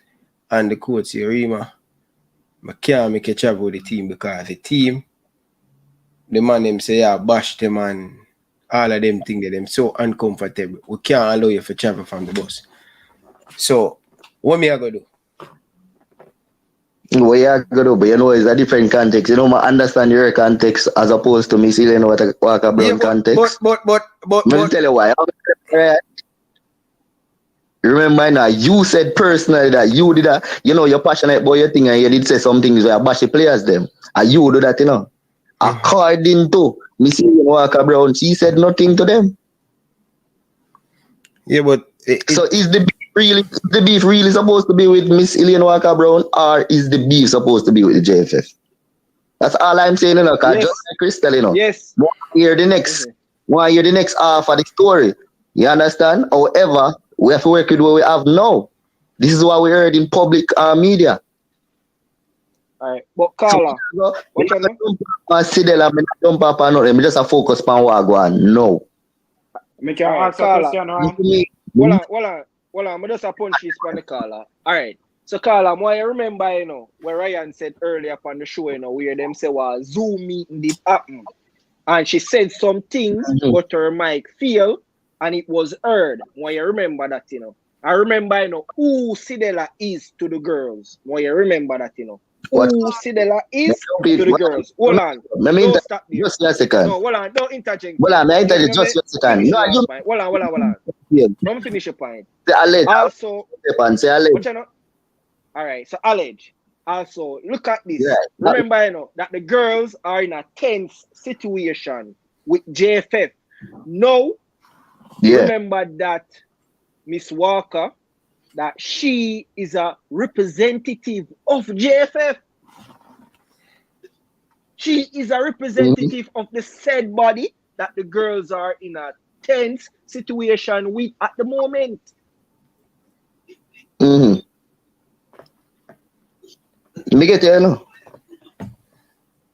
You can talk now. Okay, it's because all right, good. Yeah, I understand that and thing, you see, but as professionals, most of them are. Shouldn't you put your personal feel if I'm associated with you, doesn't mean that I am you. You understand? Me and you good. Ryan and man is in a perfect world. But to the well, in a perfect world. In a perfect world. This is a because remember, you know, I am a public servant. I am a public servant.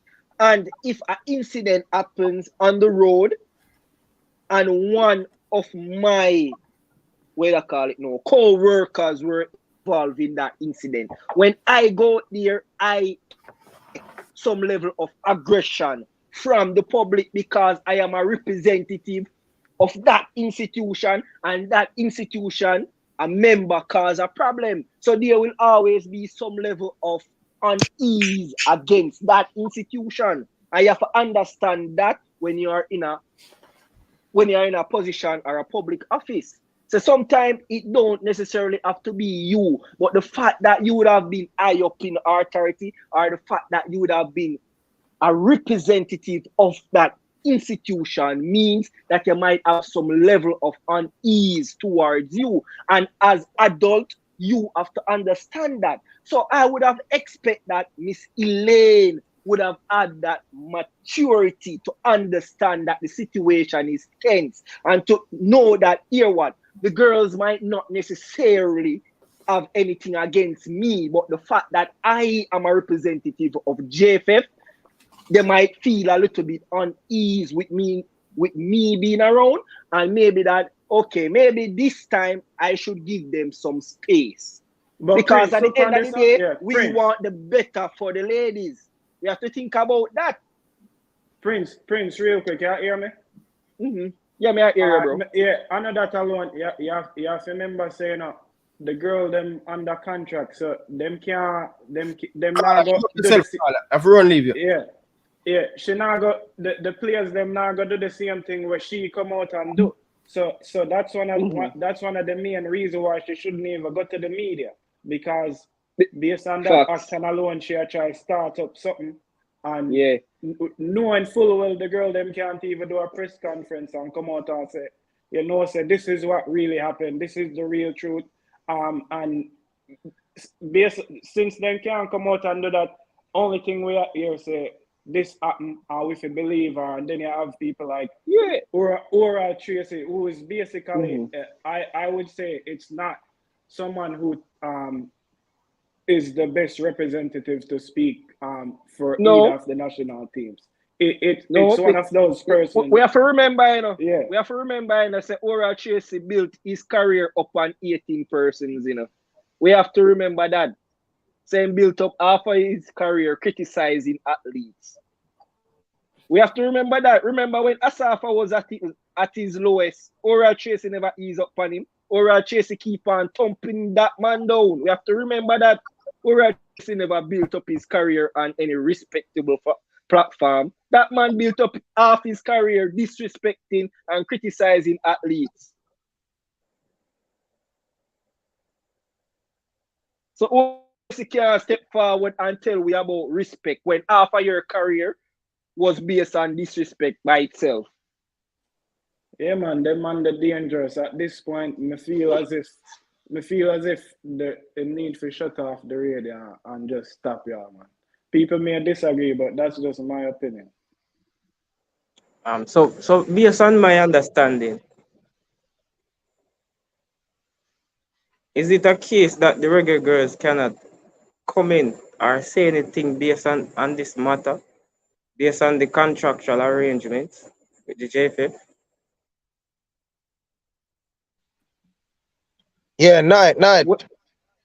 Yeah, but the Reggae Girlz, to me, they're trying to do in this, knows. But at the end of the day, it seems that the JFF is making a lot of unbroken promises, right? Because Let us even think about this. Even the whole incident that happened. Remember that nobody knows about this incident until Miss Brown decided to bring it to the public. So a lot of these incidents, they are trying their best to do it in-house. So it's not like the Reggae Girlz are just out here trying to release everything to the public. They are trying their best to do it in a professional manner. But we have to ask ourselves, at the end of the day, how long can we stay in our state? Because they are trying to be a professional and JFF is not operating like they are a professional. Check. Ryan, you hear me? Yeah, all right. Prince, Yeah, make my boy go, because I want go in another part to play some other thing. But go ahead. Yeah, man. Yeah, good night. Good night, everyone. Good night, right. Respect for the opportunity and thing. So may I say a few things. Firstly, you see Miss Elaine Walker Brown. I think, well, based on me here and things, because I don't really follow up the women football locally a lot. But I mean, everybody when me talked about the women football locally, them seem to all are in a high regard as it relates to always advocating for women football and for the football for play and stuff and whatever and thing. You see it? The lady who used to be the manager, I think her name is Jean Nelson Pass. I think them have the both of them as almost sort of like advocate for women football locally.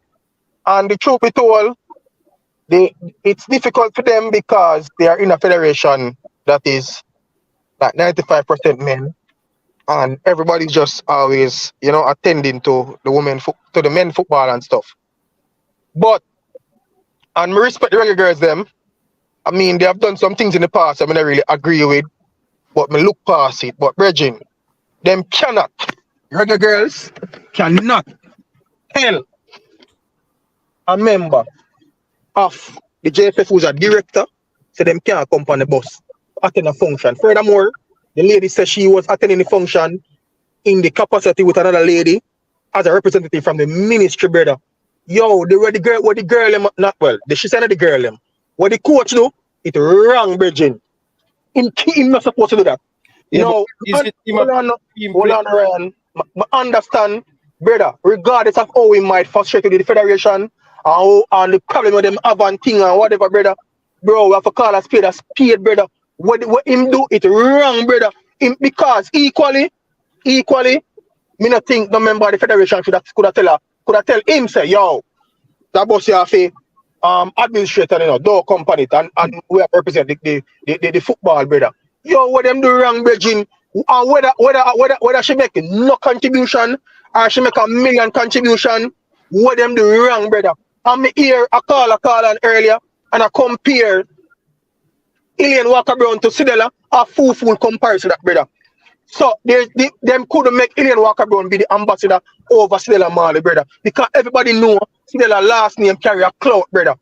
And whatever, brother. And she established herself as a more of a public figure, brother. So when Captain D appointed, yo, just when I'm talking, brother, I come up and I'm done talking. When Captain D appointed Sidela Marley as the ambassador, him there look on it from a different perspective, brother. So there's no reason to compare Sidela to Elaine Walker Brown. You get me? I say, so the fact that I mean nothing, to be honest, if the JFF people them say, yo, them want to get rid of Sidela, that's a fool argument to brother. Because the lady do a whole for the program and them shouldn't advocate for remove her, brother. Them for try find a way for she and them work, it work, brother. And to me, based on what me hear from her, it sound like she open for work with them, but maybe because of them ego and whatever the case is, them don't want to work with her. But the two things them under the same. So whether them want to work with Stella or not, it don't give the coach right to tell the lady say she can't come on the bus. He tell her say the other lady can come, but she can't come on the bus. But I respect that, brother. Brian, as a coach, you have to protect your players them. Ryan, where am I protect them from? Them not feel safe. If the players no, brother. Ryan, disrespect that, brother. Ryan, disrespect that, brother. Disrespect. Them not feel safe. Why you want to force her up on the bus with somebody? If they don't feel safe, that's what it is. Brian, like that's what it is. Listen, man. The first thing as a coach is to defend your players them. Ryan, what kind of arm Elaine Walker Brown going on the bus? We don't know who play them. No, me and you Hold know. on, hold on. If the players them are not comfortable, what you Brother, want the coach to do? Hold on. Right. Full argument to that coming for the program in the brother. Hold on. Disrespect the woman, brother, and them wrong to do that. Hold on, brother. Hold on, calm down, Brian. Calm down. God. Calm down. We are sure to it. Come. No. You guys are free to do whatever. What I want to ask Brian is, where's your proof that the girl said this? Because this. No, I'm not talking about Crystal. I'm not talking about the girls. Elaine Walker Brown said the coach tell her say she can't come on the bus. She not talk about the girl. She talk about the coach. Him me talk about me. I say what him do wrong. Him disrespect the woman, and him shouldn't do that. Brian, again, you see what happened to Paula the other day? Paula go down as a soldier for him players them. Him play him first. Ryan, take him bro, me not this Ryan, me not dispute principle and defend the players and brother my youth. Yo, brother, me I say what this is what respect the woman, brother. And me I say to you, me not me telling you them have problem with the federation, brother. And me agree, say them to voice them opinion and them to go to the length where them need to do to get the federation to get in line, brother. But what them do, them wrong for disrespect the woman, brethren. Not them, I mean the coach. Cause she make it clear, say she and the player them good. She say the coach is wrong. Him shouldn't do that, brother. Him shouldn't do that. That's a disrespect, brother. But real quick, remember say them give her an option in it. Them say she could have go up on the bus and them come off. She could have go up on the bus and them just come off and get them on right. At the end of the day, the point is the girl don't feel safe with certain people. You know what the problem? Let me tell you what the problem. All I wanna have it out for the JFF. And you see because of that? No. Brian, I'm not brother. You see because of that? It clouded the vision to simple courtesy, brother. Ryan, a simple courtesy, brother. Where you extend from one person to the next. Brother, there must have been a better way for Lorne or Elaine them or whosoever involved in them conflict to sort out that, brother. But it should be a point to say, yo, you can't come on the bus. I may have a quick question for you. So you think it was the right thing for she if you go to the media knowing that they cannot go to the media as a team? Explain that to me. Yeah, brother, answer that. Brother, hear me I say. Yeah, me not agree that she should have come to the media, you know. Me think that she too should have equally try to find a way to sort out the problem outside of the media, because the whole media thing now help them as she, you know, brother. Especially so close to a tournament, you know. So me agree with you, know. But what me I say is, brother, it out in the media now, how we can look on it, brother. Me I say, if alright, you say if what she say right, because maybe she not must right, you know. But you say if what she say aside go, him disrespect the woman, brother, and him shouldn't do that. We must can agree for something to that extent, brother. Him cannot tell the woman that she cannot travel on the bus, brother. I disrespect that, brethren. I disrespect that. You can't sit through that because you don't like it to make people them. So now say just diss them, brother. And them are this the player them, and the player them are diss them. And I just have this thing much I go cross the board, brother. Yo, what the man do wrong, brethren. And even if she never do nothing for woman football, even in a matter, brother, she represent the ministry and them keep a function to celebrate the girl them. Whether I fake or not, brother. You get me, I say? In the moment when him do wrong, him could have find the next one and say, yo, Raina, we don't want this, whatever, yo, this wrong, you know. Go sort out them problem with the JFF differently, brother. But telling the woman she can't come on the bus, and I say, yo, if you come on the bus, me I come off, then this disrespect the woman, brother, and it's wrong.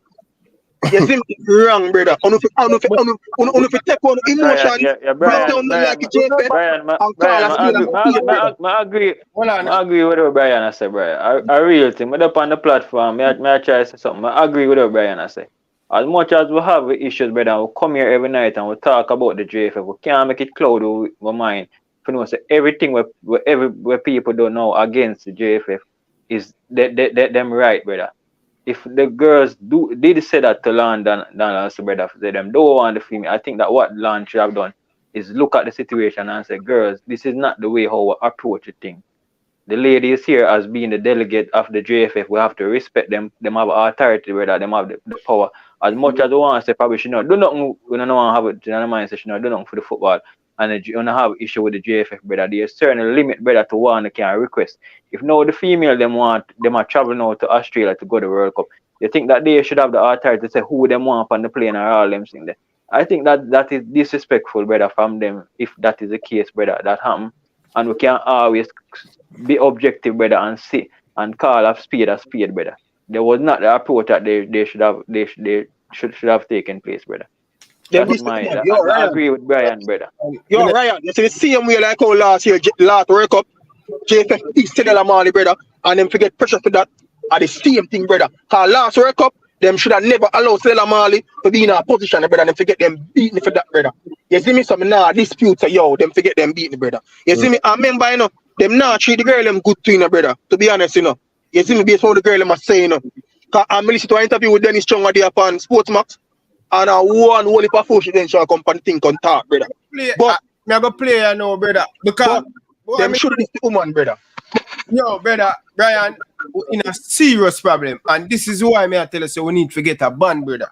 Because we go to the Men's World Cup, and the same issue we're gonna have, Brian. The same issue, now stop. When yo, hear me say though, you may not go on the ban trade, brother. I tell you how I feel about it already. Brian, when I interview there with Dennis, man. My goodness, man. It poor the two, man. It poor the two, and one at a time it almost come like him want to blame the coach, brother. Cause he must say, yo, them have game plan and you want somebody to have a agreement. You will say him say him sign an agreement, you know, and then him say him sign it and send it to them. You don't have an agreement, cause you alone sign it. Them not sign to say them are gonna come play, brother. And he must say them on the phone and them can't, it just sound chaotic, man. Yeah. To be honest. People, don't leave. Everybody give them pine on that. Because brother, why I mean know, brother? This thing won't stop, brother. I mean I tell you this, brother. Big changes are happening. Yeah? You see, after this World Cup, or before this World Cup, people will get moved up. Stella, I will get moved up.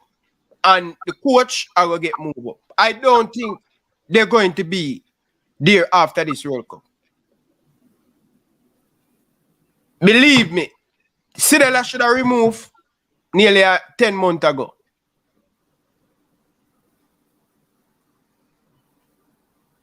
It no fear, brother. It don't fear, brother. Yo, I don't know if removing Stella is the solution because as far as we know, the whole JFF will remove, brother. So the first thing them for some of them have removed themselves, brother. How is it that them could always qualify for World Cup and them can plan a pre-World Cup preparation, brother? Sit down with the coaching staff. Yo, want X amount of game. Cause I hear the man say on interview, the man say the coach up on a camp and the federation up on a match. You see a big career run, brother. All right. And Ryan, I just want to say something to this. And I say this is why, I can even say the JFF need for you hear me? Because we are going our next point of the show. Yeah, man, I just want to say this before, brother, because as much as I say the situation was not handled right by the coach, I feel that the JFF to take some blame now, because if there was even, as I said, Zoom meeting, and Mrs. Walker Brown came there and disrespect Selena Marley, I think that the JFF should have, dealt with the situation, brother, and so, lead to these issues, brother, because this is what we're seeing taking place now. It's like a tug of war, brother. One person out for the next and the next person hold them guard. So, in light of the situation, brother, we're seeing where, two wrongs in this case, brother. It don't make a right. But I can say, to me, the situation should have been handled. And if the JFF probably know that something like that happened in a Zoom in, I think they should have spoken to Sidela, to Mrs. Walker Brown if they never do, and should have, bring some assembly to the situation, brother. Too much stabbing gunners, man. Too much stabbing about, brother. Too much ego, Ryan. I just thought the problem too much ego, brother. Cause if Miss Elaine Walker Brown disrespect Stella Marley, if you get a beating for that too. Cause disrespect nothing go nowhere, brother. And two of them are women, all of them are this each other. I wish I try this thing, I should do that neither, brother. You see me? But Travis, don't bother with them fools, Travis. Dennis Chung, I try to tell a unicorn meet. The coach say more at the camp after JFF couldn't get the game with Puerto Rico, and them I say them want the coach to play for the 25th. And the coach tell him I got think about it. And then when them plan the game for the 25th, Dennis Chung say him find out say stadium Tabana Park book. And then him a try for the 29th and the coach say, yo, him no wanna give me 29th. So him just rather have the camp instead, brother. Listen about the thing again, Travis. And you wanna call me Dennis Chung come and try to tell the people them, brother. Alright, more move to that segment, gentlemen, because more dice stuff. More everybody forget a point and them thing around go forward. Please, me I beg you, Jenko. People, me know who they are calling, but I have to go on another part of the show, alright?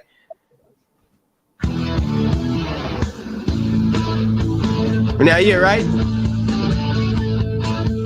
Yeah, man. Hold on, Ryan. Try to not include their ads. Yeah, they add it. Yeah, they add it. Yeah. Them try the video for that. Okay. Yeah, because you'll get copyright for that. All right. Continue to discuss the concerns outlined by the Reggae Girlz squad as they prepare for the FIFA Women's World Cup set for July 20th to the 20th of August in, of course, New Zealand and Australia. The girls say subpar planning by the Jamaica Football Federation is having a negative impact on their preparations for the FIFA World Cup. In an open letter shared on social media on Thursday, the girls listed several shortcomings on the part of the local governing body, including issues with transportation, accommodation, training conditions, compensation, communication, and nutrition. Now, to get a full understanding of these issues, we are joined by the JFF General Secretary, Dennis Chung. Dennis, welcome to the Sports Smack Zone. You have had a pretty warm time in the hot seat in your position at the moment at the JFF because it seems to be a perennial issue where players are dissatisfied with the level of administration coming from your governing body. What could you say in response to the girls and their latest, I'd have to call it an outburst? We did get a response from the JFF, and I heard the President, Michael Ricketts, make some comments promising to improve things and so on. But to deal specifically with the disgruntled girls, just weeks ahead of their most important assignment, how would you address this? Well, we're trying to have a meeting with the girls tomorrow morning to find out what the specific issues are. But they've said they've labeled them. They've labeled them. Yeah, but then when you look at it, let's look at the thing about matches. And I saw the report in the Gleaner today by Livingston about him speaking to one of the players and saying they're disappointed that there is no match for this window here. The fact is that we did have a match. And the match was on the table for the coach. The coach decided that he thinks that it's better for them to have a camp. And then from a camp where he said he could pick the team, he would go to a break and then to Amsterdam. And then there's a camp there, and which we're trying to organize a match with a team there. And also, after you leave there in Amsterdam, then we get in 10 days early to Australia and play Morocco in a match that has been set up. So we did have a match organized with Colombia. In fact, I had signed something and sent to them that was on the table. And as I said, the coach determined that he did not want to play it because he thought it would be in the best interest to just take a break and then go on to Amsterdam, because we were trying to get Colombia here there are a few iterations that we went through.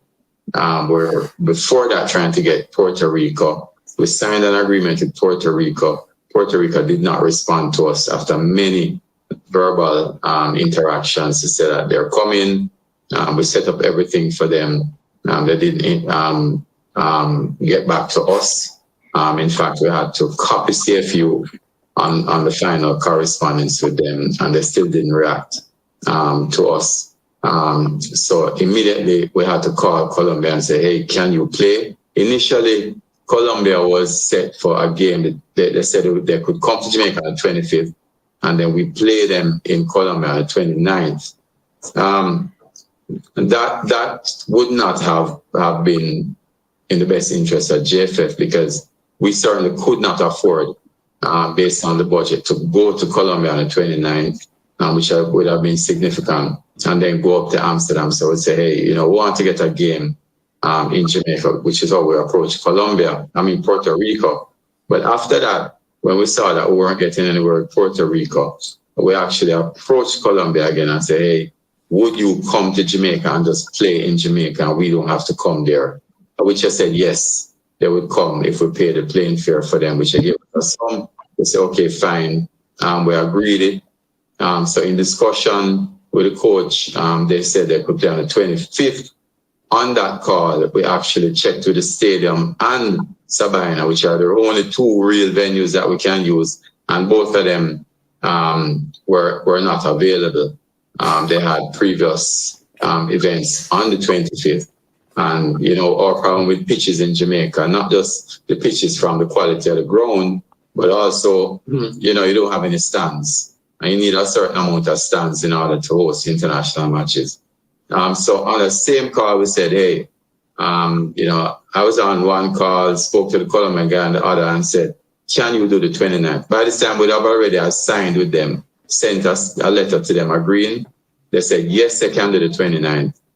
Went back on the call where the coach was on. The coach said, give me some time, let me think about it. He got back to us the next day and said, no, he doesn't want to do the match on the 29th.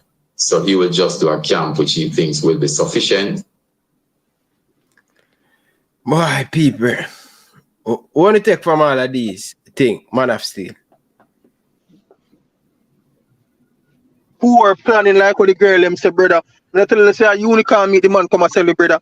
Because here what I'm bridging. The coach, remember you know, they have a time to play the game against Puerto Rico. Now, I feel for stay. Or two international federations can negotiate a match, who come to a verbal agreement, JFF put it on paper, send it to get Puerto Rico, and Puerto Rico don't respond. And you send follow up and them respond. In the same breath, he must talk to them on the phone, but them not respond to email, brother. That just sound like unicorn meat, brother. Then him say, then also he must say, the coach thought it was in his best interest to not play Colombia and have a camp. Bro, the period now which the coach he want to play a game pass already, brother. So if you might not, them say them could have played Puerto Rico. Or them that try to play Colombia 2 times. Then them could play Colombia 2 times again because the 25th when Colombia available, we not have no field. And him say it not makes sense financially for JFF to travel go to Colombia. So them want to play Colombia 1 time, the 29th, brother. Then the coach must think say better for him have him camp, bro, where him can get more players involved and work on more things, as opposed to play a one-off international game for only lasting 90 minutes, brother. You get me? I say the planning poor, brethren. The planning poor, brother. And me no like how him company thing I go on like stay. Them a do a good job and the coach a choose what him want to do. Them not give the man an option, brother. So the man basically a choose the best scenario out of the worst situation, if you get me, sir. Yeah, for the team and thing. What said you go ahead. Yeah, so you know, say every time I see something, because they always try to plan a game for last minute. Me no know if it's like a habit with them have with them, just say, you know, say we are plan a game, but guess what, we are wait for last minute. Them do the same thing every single time, even when they then change. Okay, Chung knew the person who was there before Chung, it was the same problem. So they changed personnel, but it's really the same problem. I really don't know why. There's no explanation for that. Crystal? If I lose connection, right, I'm gonna call your number so I can like share my views. Yeah, it's just the JFF. My issue here with Chung is he's being quite selective with what to share with the public and what not to share with the public, because he's clearly doing it from a strategic standpoint, or at least that's what I believe. It'd be interesting to hear from Chung why the international friendly that was scheduled to take place in England against Cameroon didn't come to fruition. Like, what was the reason for the What was the reason Him for? this in the same video anyway. Him say the team cancel on them last minute visa. Yeah, okay, but why did it get to that? And also, for me, did he explain in depth exactly what took place in England? Because I saw an interview with Chung where he was pretty much taking credit for the whole organization with regards to that England camp when JFF played little, zero to little role in getting us the venue for the fixture against Sheffield United. Like I said to you in my previous live stream, it was the work of again Sadela Marley and Rohan Morgan, the former owner and former chairman of Leicester City women's football team. It was them who did all the backbreaking work to give us that venue for Leicester City, the King Power Stadium, because JFF don't have the facility, the contact, or the knowledge to make it happen with regards to us playing at such a big stadium. And it was a Premier League stadium at that time. So again, they're choosing what story to share with the media, and they're choosing what to hold back from the fan base, because I'm pretty sure the fan base would have liked to have known that it was Sidela Marley that came through at last minute and made sure that the girls had a friendly when that Cameroon game basically crumbled. And they did that. Sidela Marley and Rohan Morgan pretty much nipped that in the bud, put that in the bag within 2 weeks time. And you can imagine negotiating with a Premier League club, 2 weeks to spare, randomly out the blue. You're asking if you can use their stadium. That's a lot to get done. And Sidela Marley and Rohan Morgan managed to get it done. So it would have been nice if they could share that part of the story. I don't think they have, but correct me if they have. All right. No, Chung haven't adjusted that still. But we are going to play the rest of it, I think. But more and get Prince and more and get my boy in it. Blake. All right, so Talawa, you basically wrap it up in a nutshell. And funny enough, you talk about Rowan Morgan, because I still have it that the only fit person that can actually become the president at JFF at this moment is a person like Rowan Morgan. Yeah. Now, basically, we are listening to Mr. Chung, and it's a lot of unicorn meat we are here. You get me? I said the thing is all over the place, Ryan. It's like counting. And you say 1, 3, I wonder where 2 there. I hear him say 4, 5, and then him reach 8 again. So he's being very selective in his words, and then right between, you realize that there are some missing information in between what he's saying. You get me? I say, and then from the interview start, I know say, no, Mr. Chung, you fail. Just by how the interview start. Because at the end of the day, Ryan, they always say, if you fail to plan, you plan to fail. No, the Reggae Girlz qualified for the World Cup from last year. You get me? I say? One would have understand that from the Reggae Girlz qualified, there would have already been preparation put in place for the World Cup. So coming into January, there should have been a solid plan leading up to the World Cup. But based on what I was listening to what Mr. Chung was saying, it looked like he was making it up as they were going along. Like January, they had absolutely no plan. So as January, February, March was going along, they was making it up along that line. That is what it seems to me. They didn't have a plan going into January, knowing that it would have been a World Cup year. But as a fresh God, for tell you the truth, I don't know. If you have information, give that to me. Can I take that one, Brian? But it go. Sorry to cut you off. And yeah, Brian, thank you for highlighting that one to us as well. I feel like we cut Prince off. If that's what we did, Prince, my apologies. I think this one here, and I kind of just rolled my eyes because when we were listening to the Oral Tracy dissection, I kind of felt again reverting to Miss Walker Brown. I kind of feel like that was deliberately fed to us to gain our reaction, to say, oh, look, this man isn't supposed to be around the team. I'm sorry, but who was it that suspended Hubert Busby Jr.? It was the Federation. So if there's an update on his case, it's not down to YouTubers or the media to give you guys that update. There definitely has been an update on his case, but considering that the JFF had him on a suspension for a damning allegation, it's down to the Federation to come out and let us know the update on Hubert Busby Jr. That's not down to myself. That's not down to Ryan or fellow YouTubers. That's down to the Jamaica Football Federation because they suspended him. How is it you suspended someone for a damning allegation, but he's allowed around the team? But then you're feeding us these information as if we're stupid.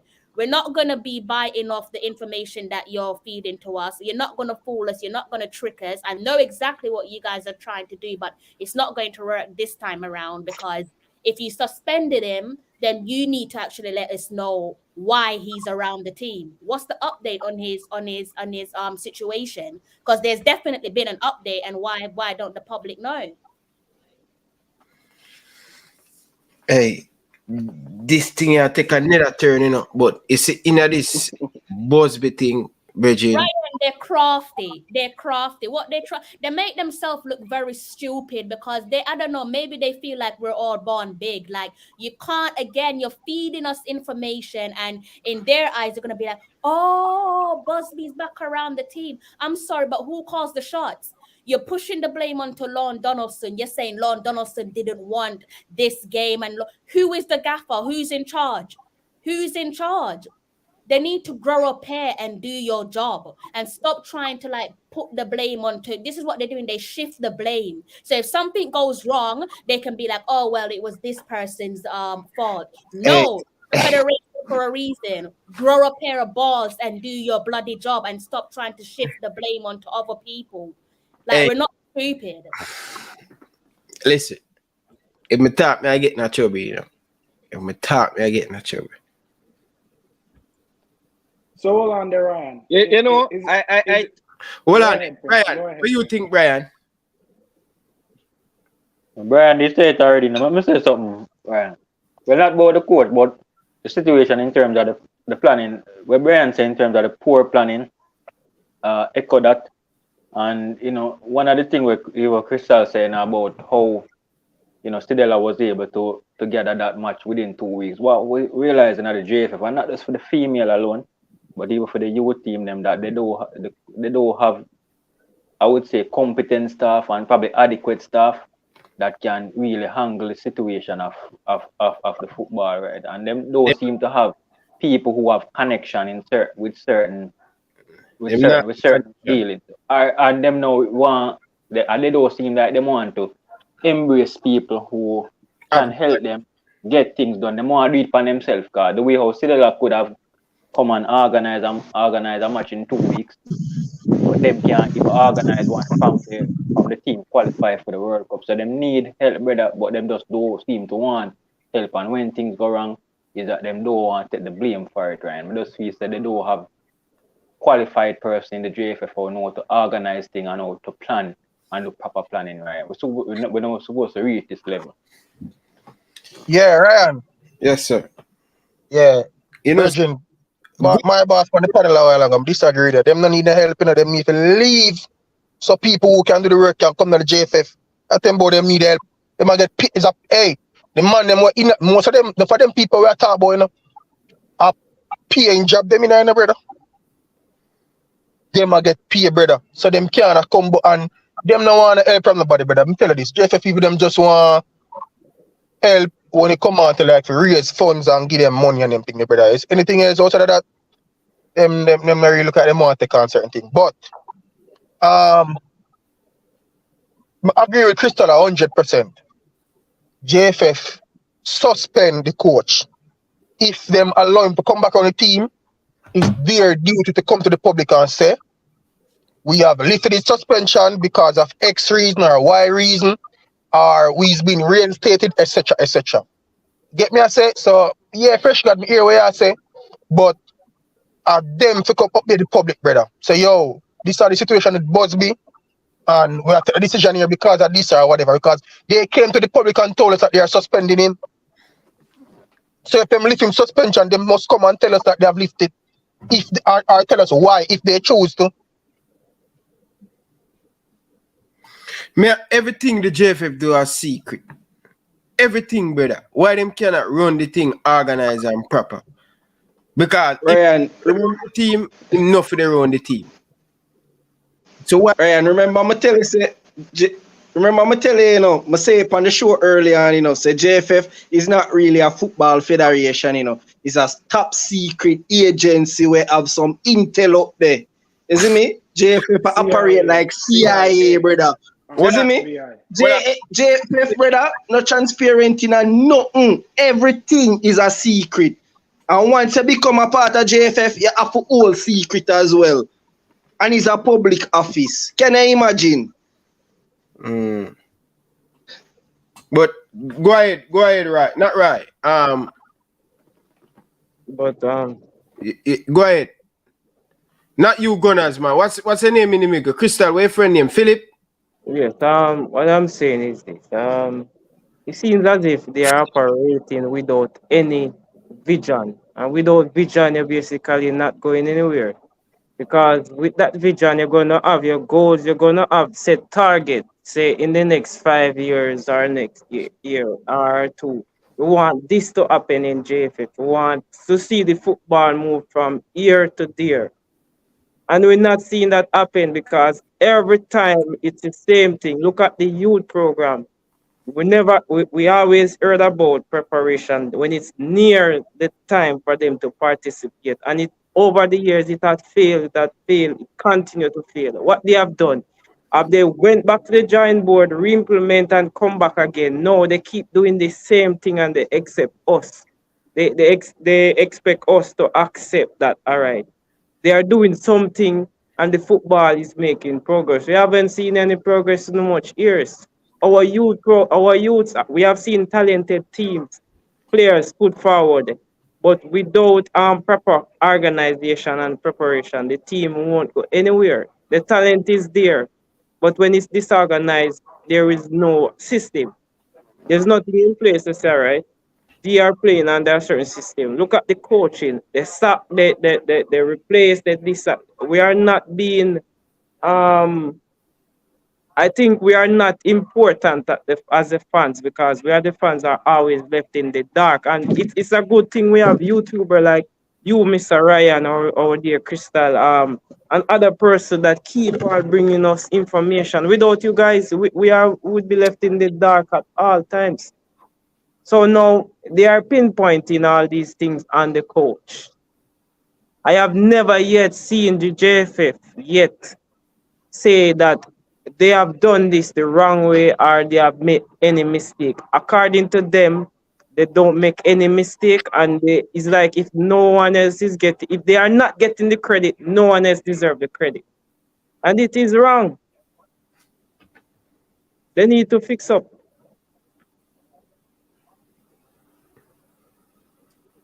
Yeah. Right, go ahead now, right. Yeah, me that say everything we just say. People them say me I miss me. What is your name, brother? Oh, me? Yeah. Right, Odi and Ryan. But the people them say me keep on a call the name wrong. Fresh God and this brother named Jason. No, man, actually, they make the joke about rice earlier. The man name come up and me I call man. Me I wonder if me can if me no name. So that's why me I try to figure out what is the issue. Cause me see you have rice, so I call it right. But me I wonder if it's a rice seems to send him. No man, but good man. But here me I say still. This just remind me of when the team they go Suriname and them they get stuck down there and allegedly certain things they go on and them did I try come back on the same plane with Suriname. It's always the same thing. And lately I've been thinking, is it a case where they don't have money, or it's a case where they have the money and they want to use it for something else? Is it a case where the personnel in the position cannot get the job done? Because me, myself, I remember when, like 5-6 years ago, when I watched Jamaica play a match, we used to call the TVJ and the CVM headquarters to ask them, hey, which channel the match come from, compound? And they would tell me. So it's like, if you really think about it, it seems as if, cause me myself, me can organize an international match. If Jamaica want play Belgium, all it takes is a quick phone call. You call the Belgium main officer and say, listen, I'm calling from such and such national team, and I want to organize a friendly. What's the best way of contacting you, and how soon can we set this up and get it inside it? And that's how it's done. So I'm not buying this where every time they wait last minute. I'm getting to a point where it seems as if, may I just say, they don't want to spend the money. And whatever they saving the money for, we need to know where they must save it for, because we really don't see where the money is going. Where's the money going? We don't want PFE friendly them, we don't want to put the money to organize certain things. Where is the money going? That's my question. I ask it every day, but people just listen to Dennis Strong again, people, because when you know the thing, we're finished play with these people. Efficient and just the two inter-squad games. So we did have a match on the table. Before you go any further, Mr. Chung, I think I have 1,000 questions here. So let me start here. So the Colombia game, you were trying to get for the 29th of June. I suspect that the camp would have already been scheduled. Am I correct? The camp was not scheduled from a JFF point of view. We could easily have, at that time, there were no flights booked or anything like that, right? So although the coach whose idea was the camp? The coach. And the JFF only knew about that camp at the point when the game was close to being finalized for the 29th? That is when we were told that he would rather do a camp June the 11th to 20th, because he was planning for it at that time, yes. So the camp just came out of thin air? Well, apparently the plan was being made by the coach and technical staff, and we were busy planning the game. But I don't understand, Mr. Chung. How can the coach and the technical staff be making up? Hold on. Brother, that's a pausey. Mr. Chung think he might talk to Ryan LFC where to that fly over my head. Yeah. Yo, so unfortunately, Mr. Donaldson just in the program, just do him own thing, just make camp. And then this not even make no sense, because Mr. Chung, I gonna say, him and the technical team I make the plans. But who are the gen sec for JFF? So people, tell me say people who work under you just in the company just do anything where them feel like without your. My apology, guys. Hey, me I watch it today. I go in at the subway station. I'm gonna smash the phone on the wall. God no. Me I say, Mr. Chung. Mr. So therefore, Mr. Chung no know nothing when employee them are doing a JFF. Yeah, I wonder. Him know absolutely nothing when them are doing a JFF.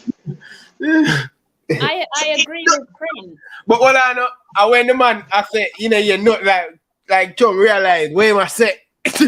Bro, if that even realize that look bad on his part, as the man was supposed to lead the operation, that look bad on you, bro. Exactly. You yourself, you are gaslight. The only person you are gaslight is yourself, No, it's like but Mr. Chung put on a suicide bomb and just press the button. but And that Mr. Chung do a while ago, you know. He's so Mr. convinced Chung that just show us how clueless the JFF is. but he's so convinced that the coach is getting all of this bad name now because everything Oh, is brother, I'm worried. everything is I'm But you worried. can see why I'm they're doing worried. it. You can see why they're doing it because in some sense it's almost as if they're digging his grave and they're going to throw him in it. That's what they're doing. They're trying to paint this, and I don't know Lorne Donaldson on a personal level, but good God, like what Prince said, like where is the leadership? Even if what he's saying in terms of Mr. Chung, even if what he said is there's some half truths to it, where is your leadership? You're supposed to be able to override anything that the coach says. So he makes himself look a little bit silly, and it's ridiculous. But clearly, like I've always said on my channel, I don't believe that they want Lorne Donaldson as the coach. I don't think they wanted to reappoint him. From the very first jump, I don't know if you guys have noticed, but they didn't give him the respect that he deserved. And I might sound a little bit repetitive, saying what I'm gonna say, but when Hold on, Crystal. I think I get a feedback. Either I think it's Prince or yeah, I just muted some of the No, my mute, man. Okay. That means yeah, there was a feedback, but I did some mute for the mics. So sorry to mute your mics, guys. You can unmute it when you're ready. But yeah, like I said, it might sound a little bit repetitive from my end, but usually with regards to Coach Donaldson, when you reappoint someone, or not even necessarily reappoint, but appoint a head coach, you're supposed to give us that official press conference. Lorne Donaldson has been reappointed on 2 occasions within the space of months, and there was no official press conference to introduce him to the 12th man and the media. But when you look back, and I'm not trying to draw Vin Blaine out, but clear example, there was a difference in treatment with regards to how Vin Blaine was treated. Vin Blaine got his official press conference. Paul Hall got his official press conference. Hal Grimson gets his official press conference. The only one who didn't do that is Lorne Donaldson. I don't think they backed him from the start, and I can't see that changing. And I'll be bloody surprised if he's here come the end of the year. I think he'll take us to the World Cup.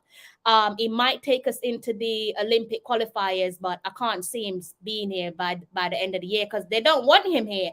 And another reason, and you guys probably think maybe I'm looking into things or over analyzing situations. I kind of feel like when I saw the fixture confirmation, although I was happy that at least, by the way, when the Reggae Girlz were scheduled to come to the UK, England, because Chung and his pals in the JFF won't tell you, they had no confirmed venue. So basically, they were going to come to England and basically scratch their heads wondering, where are we going to play? So you're going to play against Cameroon, but are you going to be playing in the park? You're going to be playing in the middle of the motorway. You're going to be kicking ball at your hotel. There was no confirmed venue. But going back to Lorne Donaldson, when I saw that he was going to be taking on Sheffield United, and for those of you who aren't aware, basically that's a matchup of the then vacant job for the Reggae Girlz. So Jonathan Morgan was one of the candidates, and also Lorne Donaldson. As much as I was happy that the girls got a fixture in the pipeline, at the same time I thought it was being a little bit sinister, because I thought, again, they're deliberately trying to say to us, look, this is what you could have. And I kind of feel like, doesn't matter if you're a fan of Lorne Donaldson or not, give the man the respect that he deserves. If you watch the game, you can draw from it what you feel to draw from it, but I kind of feel like they deliberately brought these 2 head coaches together because the JFF, from again, a sinister perspective, wanted to kind of brainwash us into saying this is what you could have as opposed to what you currently have. I'm not against Jonathan Morgan being the head coach, but I just thought it was distasteful that again, guys, imagine it. Like, imagine you go for a vacancy, a job vacancy, and you get the job. And next thing you know, you're doing a PowerPoint presentation, and next up is the person that you beat. Why? What's the need for all of this? Again, I'm not against Jonathan Morgan in no way, shape, or form. I would love to see him take charge of our Reggae Girlz if it's not Lorne Donaldson. But I just thought in that moment it was distasteful and deliberate. It was a deliberate move from the Jamaica Football Federation to embarrass Lorne Donaldson.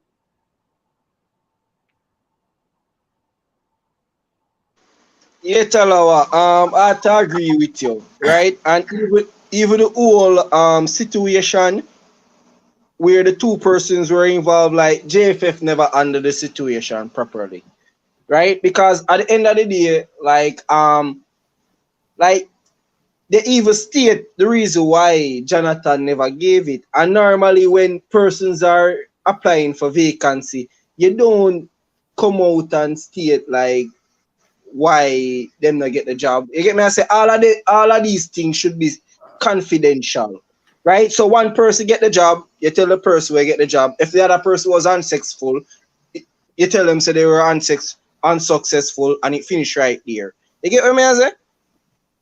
Yeah. But the whole situation, like, it's JFF as usual. So we should just get this as a normal standard and professional. We just have to get used to that. So JFF is just gonna be unprofessional in everything. We're on it. All right. Travis, before Ryan continues, it basically came down to the usual, and I don't think you need me to spell it out for you, but it came down to why can't the Jamaica, or why does the Jamaica Football Federation in the past, why have they struggled to nail down coaches? Why have they struggled to keep coaches? I think it's pretty obvious, and that it for Jonathan Morgan, it was no different. When he was the manager of Burnley actually would have given the approval for him to be the Reggae Girlz head coach and still do what he needs to do with them. And they actually wanted to formulate a relationship between Burnley Football Club and girls and women's football as it relates to Jamaica. But JFF being JFF, they couldn't see the bigger picture because they're not good readers of the game, and it's their loss at the end of the day. Whether they want to backtrack and look at the Morgans again, who knows? But the reason why Jonathan Morgan didn't get the job is quite obvious, pretty obvious. Something to do with that, basically. All right, people, want to go back to this Dennis Strong thing, because we don't want to miss the point. I want to finish this, all right?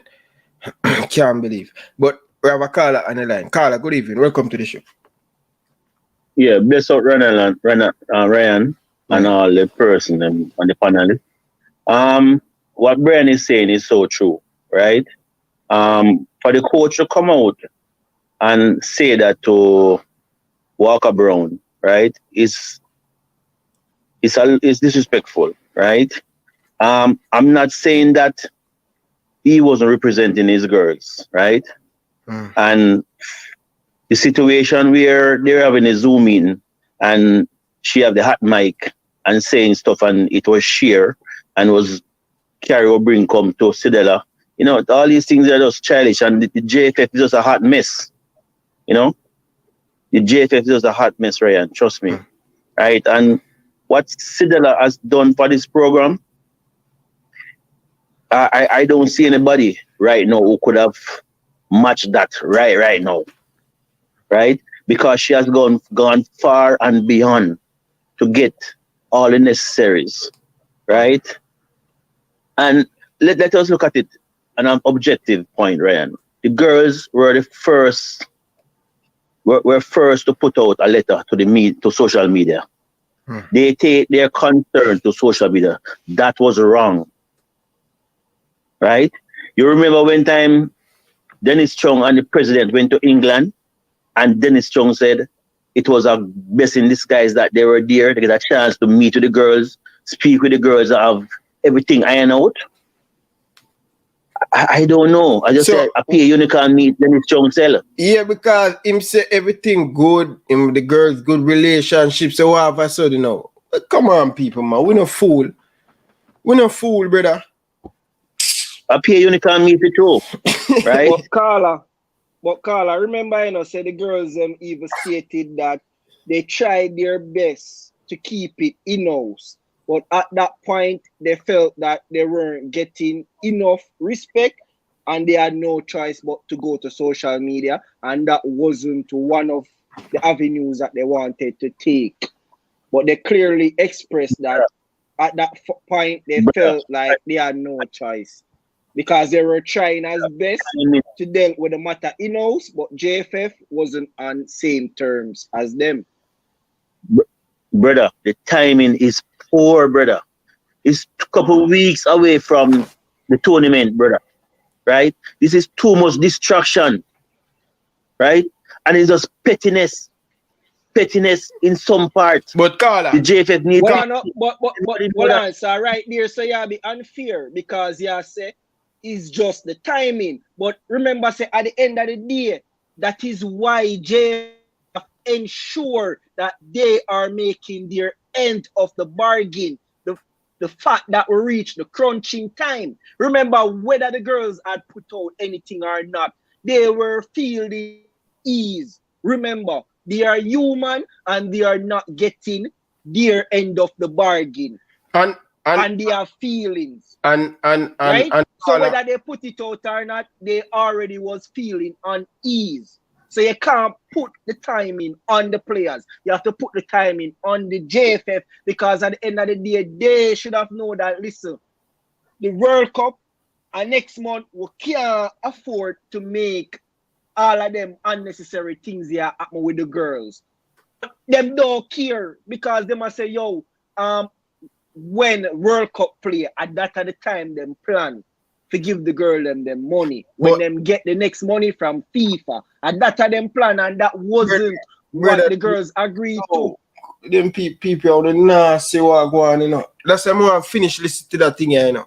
Because a big unicorn Dennis has send the people. The girl them has been trying. Listen, man, Carla. The girls them has been trying time and time to speak to the administration. The administration don't want nothing to solve. So what the girls them give them a try. Remember say them still. Remember say these girls coming into camp, you know, Carla. Remember say these girls come into camp, you know. They come into camp without no money, consistently without getting any money. Playing without no money, traveling without no money. Yeah, so the girl them try, brother. Why we can't looking at that about two wrong to make no right, brother? This administration has been Come on, people, man. Ryan, we understand beat the JFF bridging, but yo, brother, the man them not do the right thing, brother. That's why we have this chaos in the thing, brother. And that is so true, Ryan. That is so true. Jesus but what I'm saying Christ, to you, Ryan, man. that Carla, is so I true. run leave here, you know. Carla, I have to run leave here. All right. I have to run leave here. Me short you back again. All right? People, I take this call. I want to go back to this Dennis Strong thing. All right? Ryan. I understand when you say two wrong. Yo, brother. Ryan. Hold on, the caller. The man, them, the girls, them has been working hard, Crystal. Hard behind the scene, brother. For try to no make this come out in the public, brother. But this don't mean nothing to them, brother. This don't mean nothing to them. If you check the man them tracks record, brother, they may know the same thing, brother. They may know try negotiate with them without it, record it, and the man say, you know, this is the time I have to record it now. Because no one will believe to see what the players them going through. Hey, girl, next time I'm going there, I'm going to record them and show Jamaican people who really go through. Tired of this administration, brother. I'm here. Carla, good evening. Welcome to the show. Yeah, how you doing? I'm there, I know, coach. Yeah, well, I know, you know, I believe the reason why the YouTubers exist is because of the state of the JFF. I'm not going to do well all the time, and big ups to all I know. doing no work. Because I'm telling you, the JFF is a joke. JFF is a joke. And I'm saying categorically, don't expect it to be better. Mr. Dennis Strong was a good man until him going to the JFF. Disease. He was a good man, and I'm telling you, he was well recommended all over, well respected. I'm telling you, well respected until he went to the JFF. So basically, him had done his career at the JFF. I mean, he's reduced his integrity and all of that. Yeah. And look how Ryan want him, man. Look how Ryan want him. I want him call up. Thing get up. I mean, I tell you seriously, the caller before is chatting rubbish. Because if the ladies have a month or so to go to prepare for this tournament, and I know people are jump up and down and do things, and them qualify from how long, they must have something to say about it, and the mere fact that they put it out there, it means that they have not been responding to their requests, and you can't go play one tournament, and you don't know how you're going to get compensated, you don't know where you're going to train, you don't know where you're going to stay and all this. It's continuously happening, and I'm saying the JFF is a big joke, and the people who are running the JFF doesn't have any regard for football development in the country. No regard. Football in Jamaica, people, is a big joke. It's a circus. It's a big circus.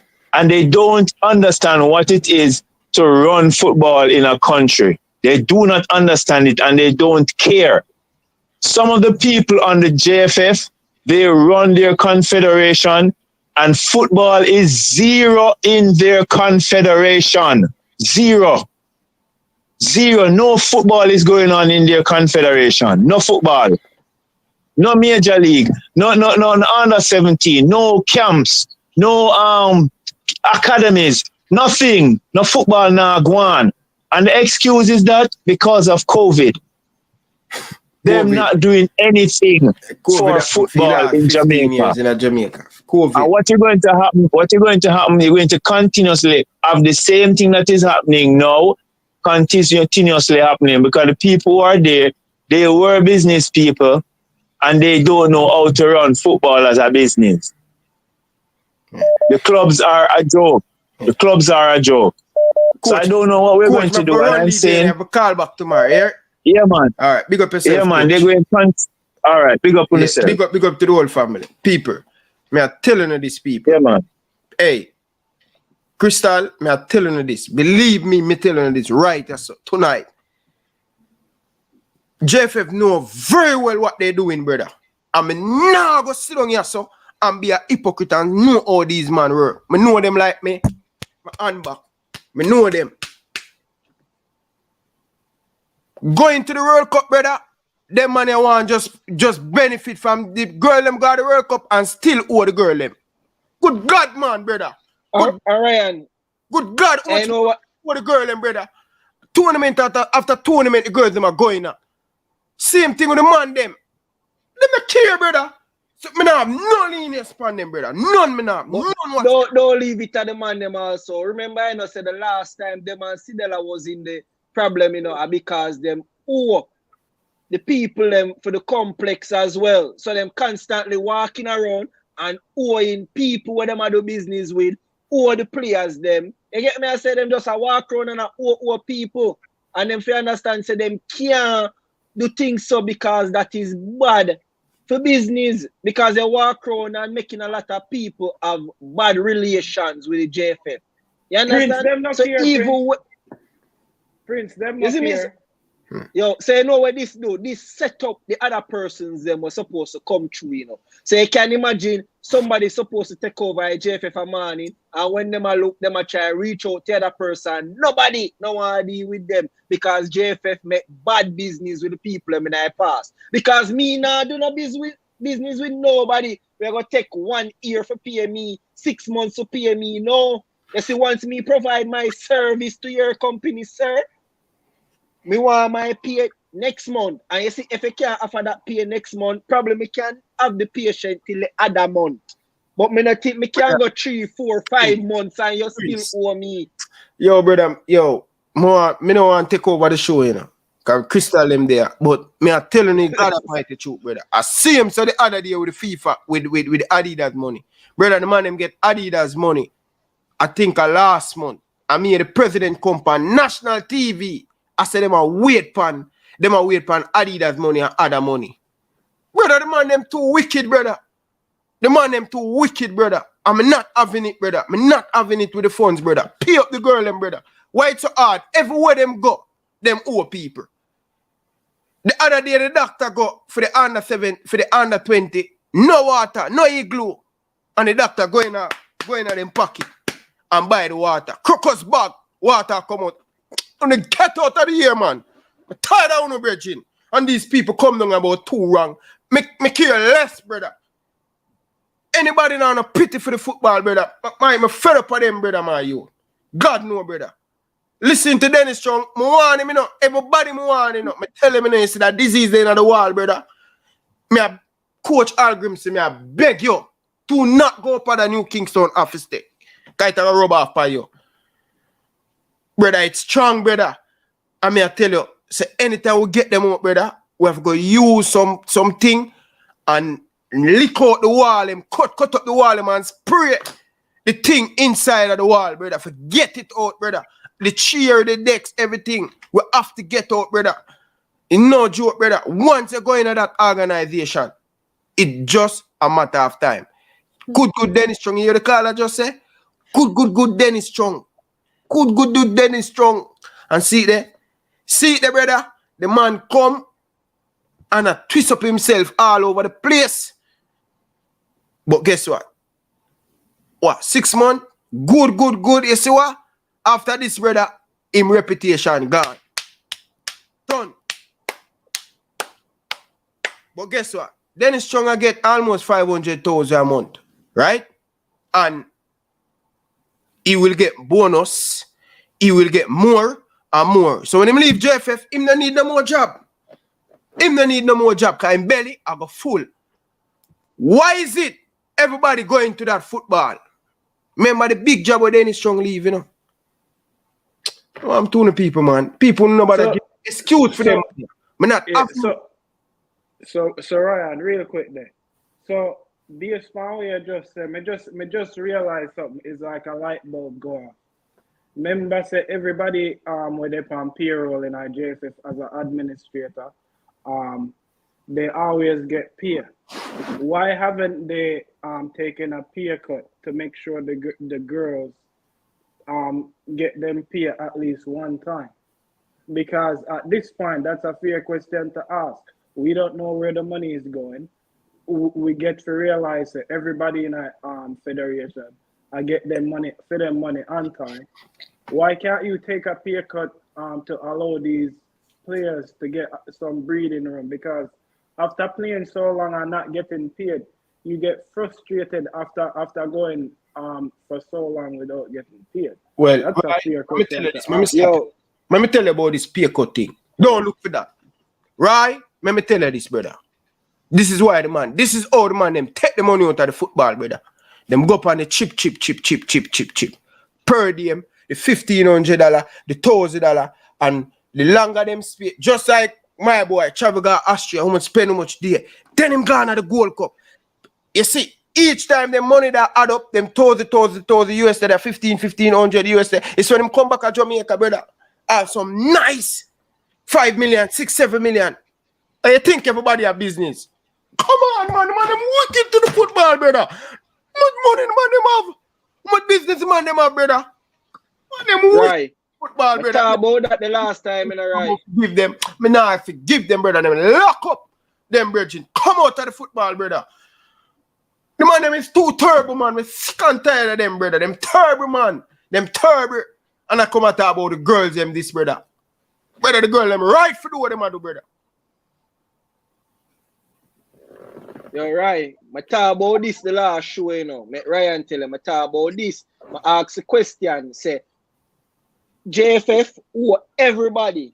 Them owe the players, them owe suppliers, them owe everybody. But you see, I end amount to know who for pay and shot, everybody we are staff in a JFF. For them pay, never yet short. I mean, I say, let's think about it outside of JFF. Imagine you work for an organization and then they're going to look for you and they're tell you, say, boy, they're going to owe you. You pay. And then when you look, you see all of the managers, them, and the director, them, get for them full pay. And you come in every day and drink sugar and water and orange juice and Gatorade, them a drink. No, brother. That will cause some uproar in our workplace, brother. They might come in our morning and see a couple of machines move out. Me I tell you, brother, JFF never yet. Man, we them say for them. We never hear all about them appliances our courts give. So we said nothing upper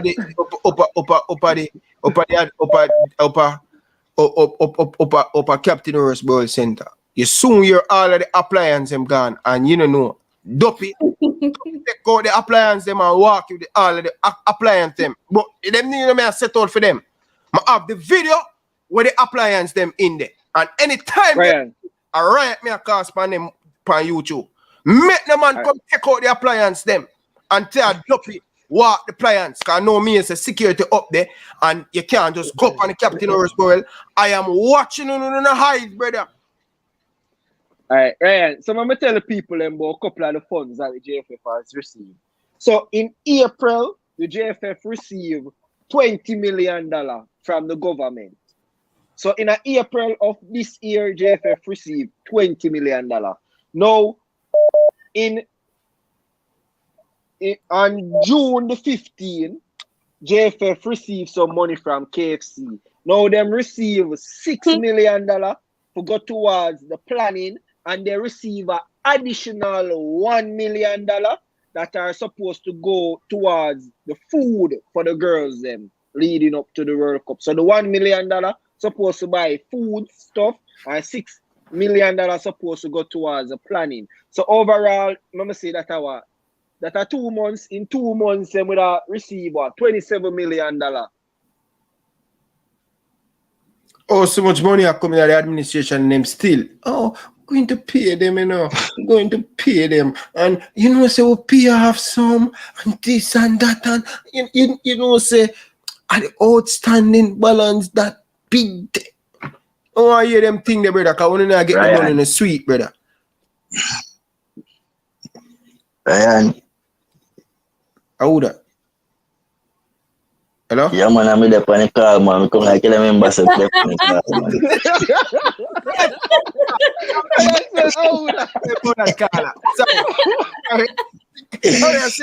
Jack God.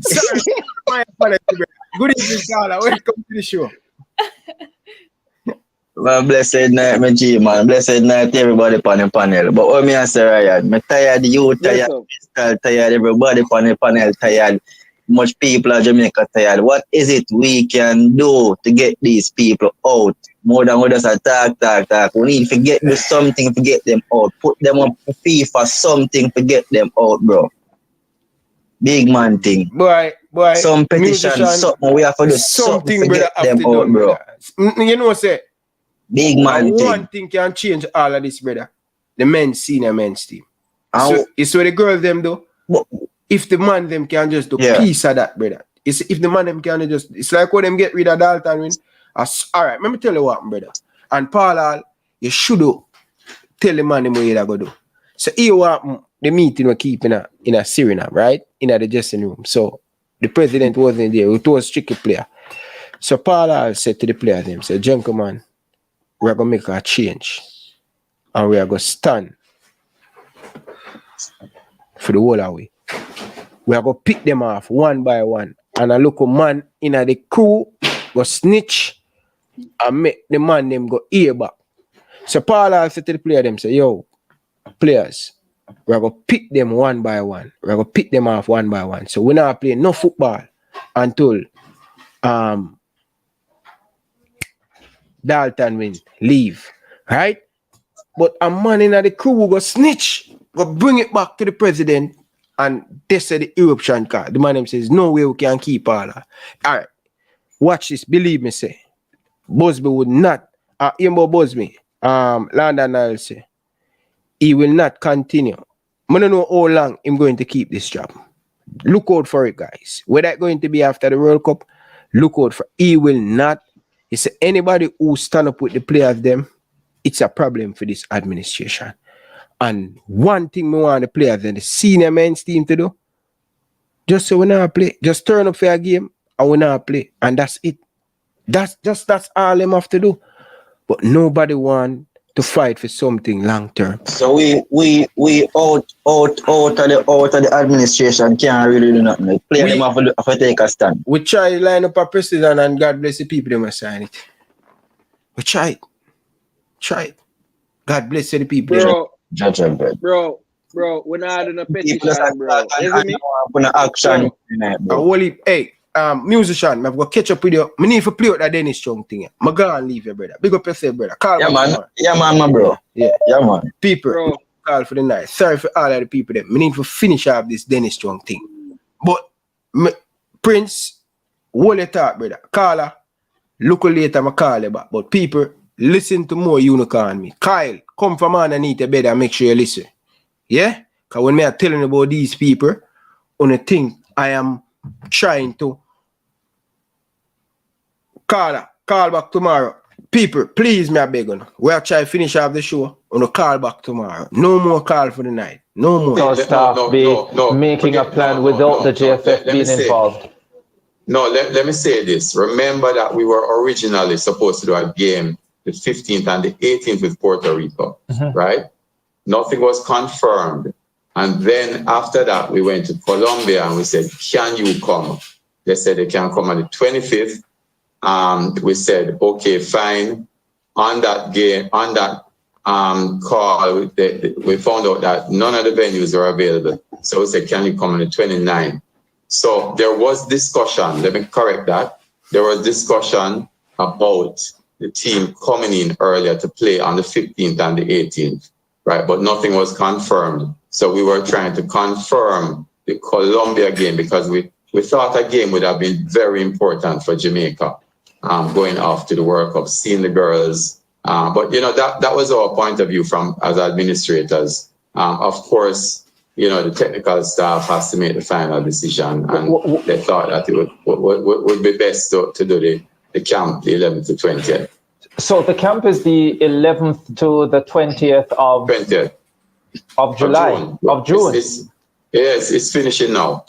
Okay, but there's also a camp in Amsterdam. Right. When is that camp? That's the camp I'm talking about, you know. It's the camp in Amsterdam. Camp is planned already, yes. That camp was planned already. So that camp was previously planned, wasn't it? Yes. So the idea that we had as the administrators is that we could play the game against Colombia and then go to the camp. When is that camp scheduled for? When is the Amsterdam camp scheduled for? I know I have to be specific with the different camps because there's an ongoing camp now. Right, they go off on the 1st of July to Amsterdam. And that camp will last for how long? For 10 days, and then they go to Australia 10 days before and play Morocco before they start their first game. And the thinking of the coach was that to do a game on the 29th and then leave immediately for another camp might be too much for the girls? Yes, that was the thinking. Do you consider that to be a fair thought process? I am not a technical person. I don't want to. I'm the people. Dennis Strong. Whenever I'm ready, I want to be a technical person. Trust me. Trust me. Philip, seems like you have something to say. Go ahead now. You're mute.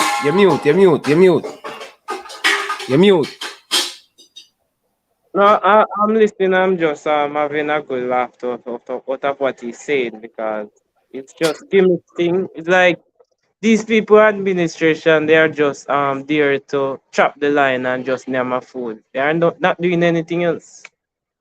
Because I think going further, he's gonna mention why he's behind in payment because I watched that Sportsmax coverage of this whole incident and you will laugh more because what he's saying, they are just not adding up. And he's all over the place with the camp and the date. And it seems as if the coach is the one that run the things. and he decide when to take responsibility and when not to, because sometimes he distance himself, then sometimes he put back himself in the position where he's making decision. So I don't know, it's so confusing.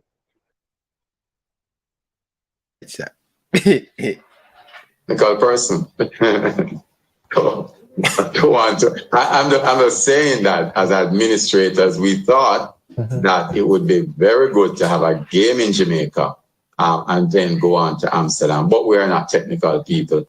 Coach obviously has to know best for his team. Okay, fair enough. So let me go. Let me take it from this angle then. You spoke about the fields not being available, and that was part of the issue. Right. There, some would say, and this is where I looked at where the girls said that there is subpar planning, because some individuals would say that there should have been a roadmap as to how we move forward, and specifically how this period would be handled from the time that the girls qualified for a second World Cup. Now, part of what I'm hearing is that the girls are disgruntled that they are not getting this send-off game.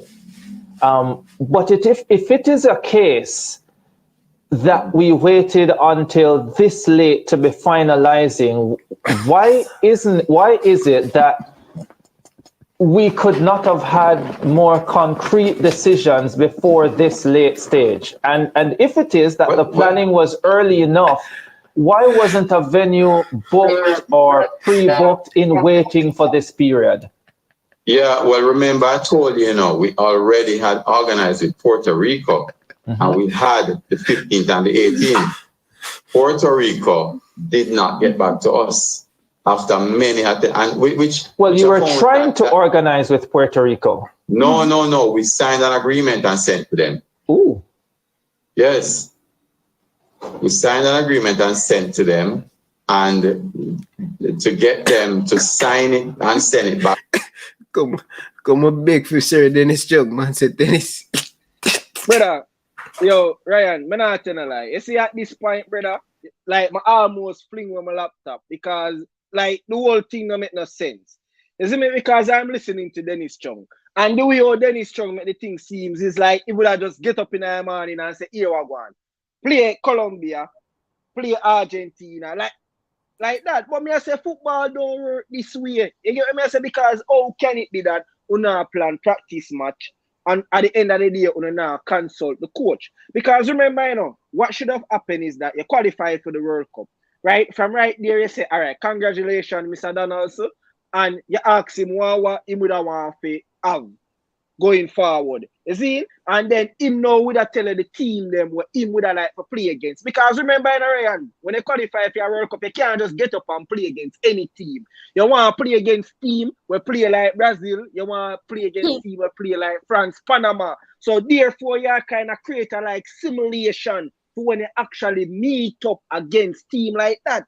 You get me? I say, because I saw you select friendly, just get up and select a friendly for the sake of selecting a friendly. That is not how preparation works. You have to select friendlies from like-minded teams where you have to play in the tournament so you can create scenarios and so you can get the players them adjust to the tempo where them team they are going to bring.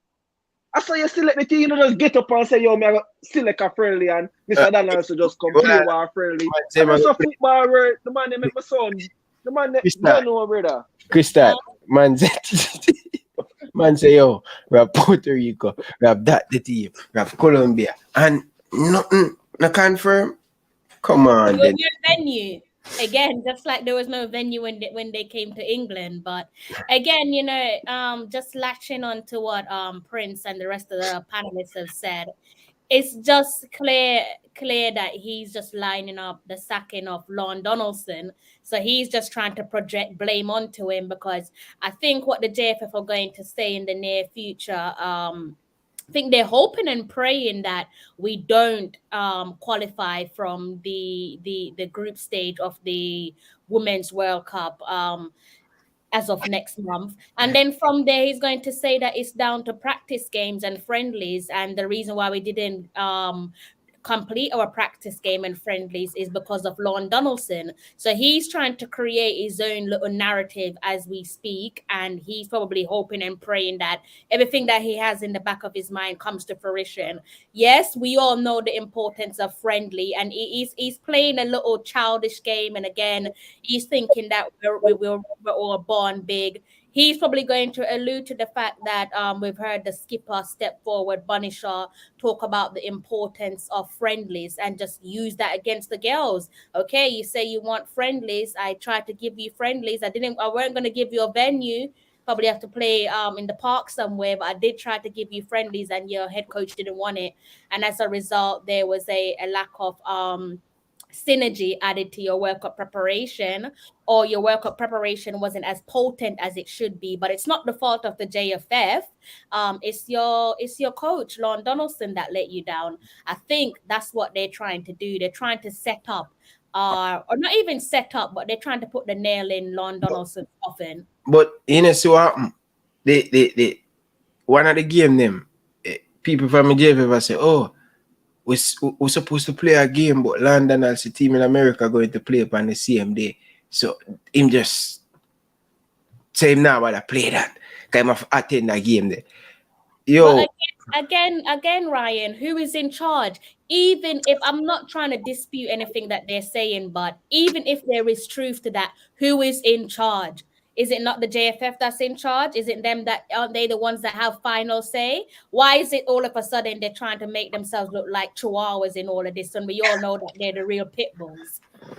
Let's listen to this. You get me? I say, and well on there, Ryan. And Talawa, me I say, you see when you really look on it from a professional standpoint, you really get a picture, you know, because we talk about the planning. Now, if me are the coach, you can't just come to me this week and I tell me, say, yo, me have a game next week and thing. It have to be proper planning, right? Because I would have already have my schedule for how my work could have set up. You can't just pop up and just tell me, say, boy, you know, say, have a game so and so.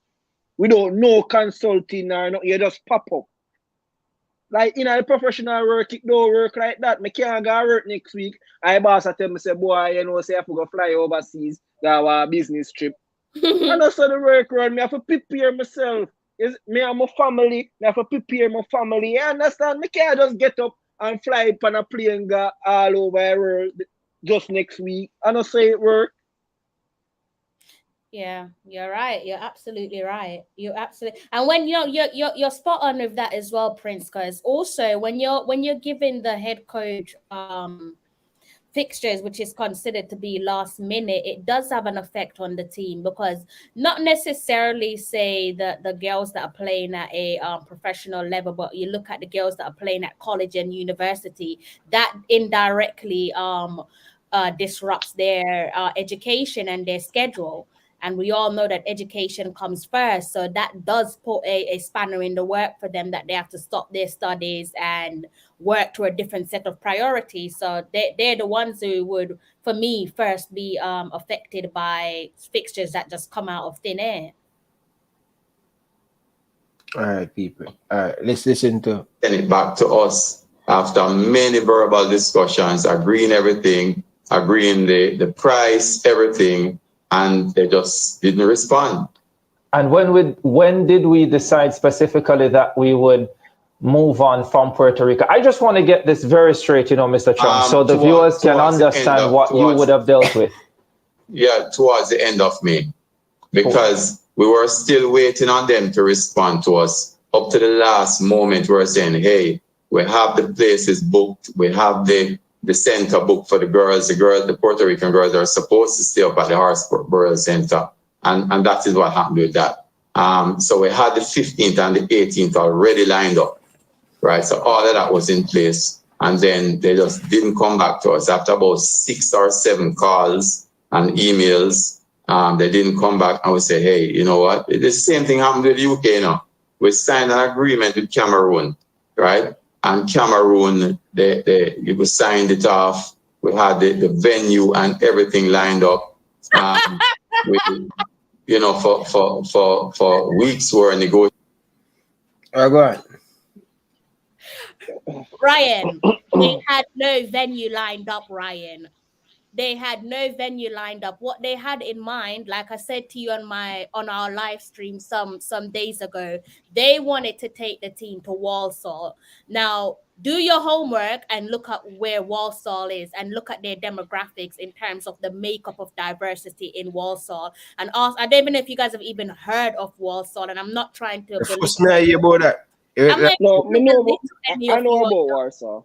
I'm not even trying to Walsall belittle. is in one of the lower division in Yeah, but look at their diversity. And Always cheap for the JFF, right? when you think of Jamaica, who the hell is going to Walsall? You think of Jamaica, they're thinking straight away London, Birmingham, Leicester, Nottingham. They're not thinking of let's go to Walsall. So who are you trying to attract? How are you going to ship the tickets? Or were you planning on just giving out tickets to your friendly neighbors in Walsall? So let's Probably Warsaw cheaper. Walsall was just no there was no logic put to Walsall. And then also ask Mr. Chung, how much was Walsall willing to charge? Walsall. Ask him how much were they willing to charge. As a matter of fact, he need to come out and tell me what venue he had booked in Warsaw. Because up until this day, we keep hearing we had the venue booked. Tell us what venue it was. As a matter of fact, start coming out with an email as proof of confirmation, so we know you're not lying to the public. That's what I want to see. Talawa, you see, anytime JFF do something like this, or you see a situation like this, you always can find one logical response to a situation like this. It's cheaper. That's the only logical they can find. JFF find the cheapest way in everything. But the thing is, Prince, the price was actually outrageous. That's the joke in all of this. That's the reason why Mr. Morgan had to interject and say that's not even making sense. The price that you're presenting in front of us that Walsall apparently going to charge did not make any sense. It didn't make any sense. So it just never logical on all sides.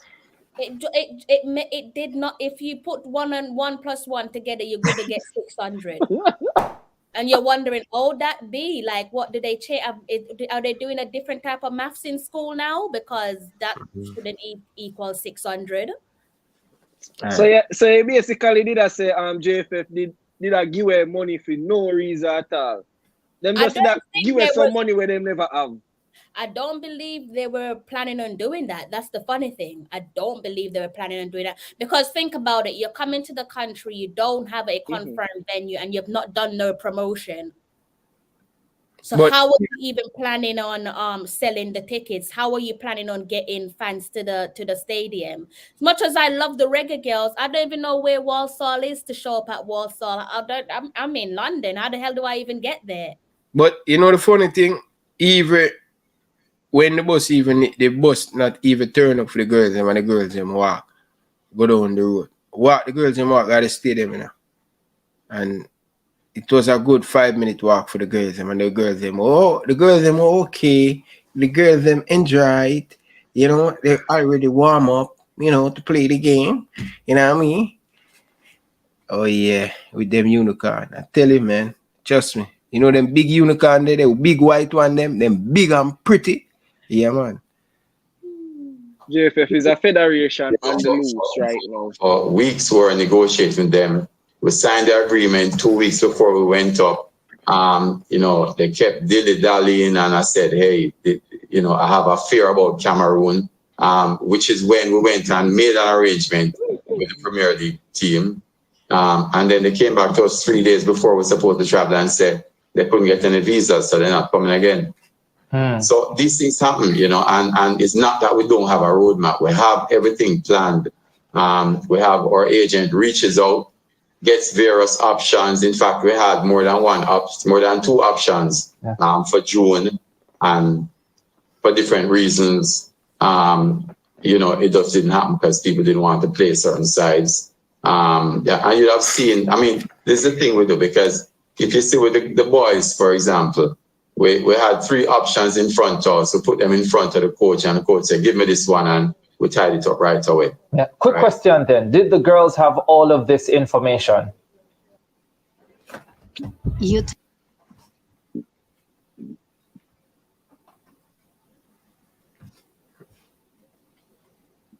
Just in the process.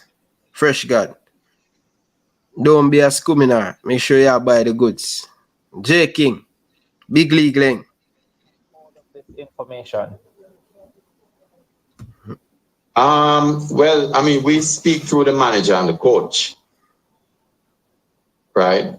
We speak through the manager and the coach. So as to speaking directly to the girls, you know, that's one of the things we don't do, because we have been accused in the past of meddling in technical issues.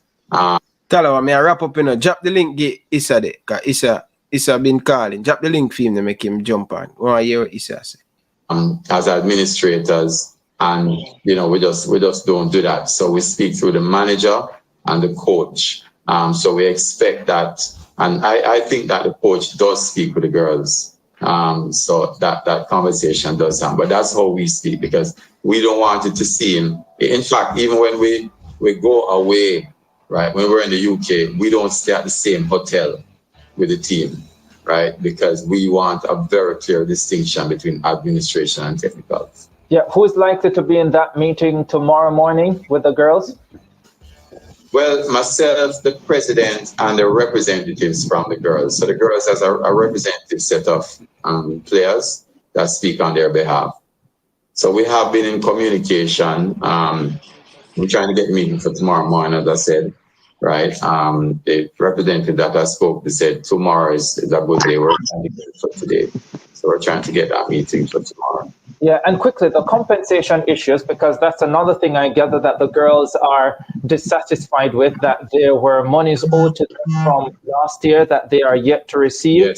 Yes, their money is owed. There was quite a bit of money owed from last year. We paid off some of it. There's still some money owed from last year. We're trying to resolve that. One of the things that we've been doing is, you know, as we try to keep current with the current reimbursements, which we've paid up all the reimbursements that we've had substantiated invoices for, and also for per diem, right? We've paid up some of what we had last year also, because we had some outstanding per diem from last year, from as early as I think about January, February.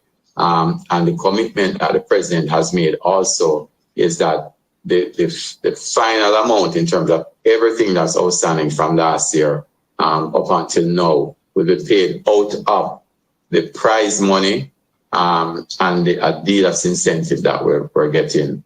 So by the end of the World Cup, we should see those things paid off. Is the JFF struggling so badly that per diem can't be paid right away on arrival? The JFF has had a significant financial issue. It has improved, right? But the JFF has had a significant shortfall. I mean, that the JFF has, you know, a lot of people don't understand, has been coming forward for a while, you know. It's just last year, right, that we paid up all of the outstanding tax principal that we had outstanding for the government, to the point now where we have a tax compliance certificate now, which the JFF did not have. I hope under the JFF print that certificate. I think it would have that certificate. Gentlemen, big man thing. Honestly, you know, say me I tell you the truth, people. I'm say it already, I say it again. You know, say out of anybody in a Jamaican football history, me disappointed now. Dennis Strong let me down the most, brother. Believe you me, man. Trust me, bro. I thought this brother here, the way him speak, bro, me never see a man sell good unicorn way. Brother, I remember one time when Dennis Strong just came in and doing interview. Like, if you ever say nothing bad about Dennis Strong, the people that murder you. I'm telling you, that's how much fans him trust and how him rally around the Jesus Christ. With that being said, Ryan, this like I said earlier, it all sounds familiar. At this point, they better off bring back such man who was there before. You know who me talk, right? Cause see him when I'm talking now, see him where him cut and chop and cut corner and doing things. They better off just bring him back. There's no difference. There's none. None difference. But it's it just forward in car. We are look for wrap up, you know, gone over our time. 1 hour over our time. You know? Yeah, man. Right. But I'm kind of baffled, bro, as how people really can't see what the girls are going through. Dennis Chung just admitted that they have owed per diem from a year ago. He gave specific months. He said last year, January, February, bro. That's ridiculous. You owe per diem for a year ago, bro. And then when people from the administration travel, them I get for them on time. Same owe time. them per diem from a year ago, brother. That alone merits some type of outburst from the girls, bro. Even if you're not getting them paid, that alone, brother, you owe them from 1 year ago, brother. Come on, you. And then you tell them, say, oh, you're gonna try to pay it by the end of the World Cup, bro. Like, it's like you didn't even care. You don't care, bro. That like, they will never the get. girl them have all right. The girl them have all right, my youth, right now. To feel how them feel and act how them act. And the funny thing is, they just wrote a letter. That's all they did. It's not like them say, oh, them now play, them now this, them now that. What they're doing is making Jamaica, the people who they are accountable to, know that this is how they're feeling and this is what they're going through. They haven't done anything wrong, bro. You understand? They are just letting you know. She even said, well, I'm saying she. They even said in the letter that, you know, you hope you give them the leeway because they haven't gotten any games to practice. They only gotten camps. So it's like basically, I say, I hope you give us the same energy because we don't get to practice as all we want. We don't get to prepare as all we want. You understand? So then just make one know, say, oh, these are the things that we're faced with. They haven't done anything. Imagine if they say, oh, they will go boycott this or boycott that. Come on, man. Come on. Yeah. Go ahead, Prince, and then we're gonna write on the table because you know so funny, you know, so last year when they were preparing going into that World Cup qualifier, right? You know, say the girl them they getting a per diem. I think what them name? Sidela Marley, the Bob Marley Foundation pay the girl them per diem. No, them that give the girl them $50. And when $50, sorry about that, they will give the girl them $50 per diem. And at the Bob, I think at the Reggae Girlz Foundation put more money on it for the girl them per diem. And you know what's funny? Guess how much the president did I get?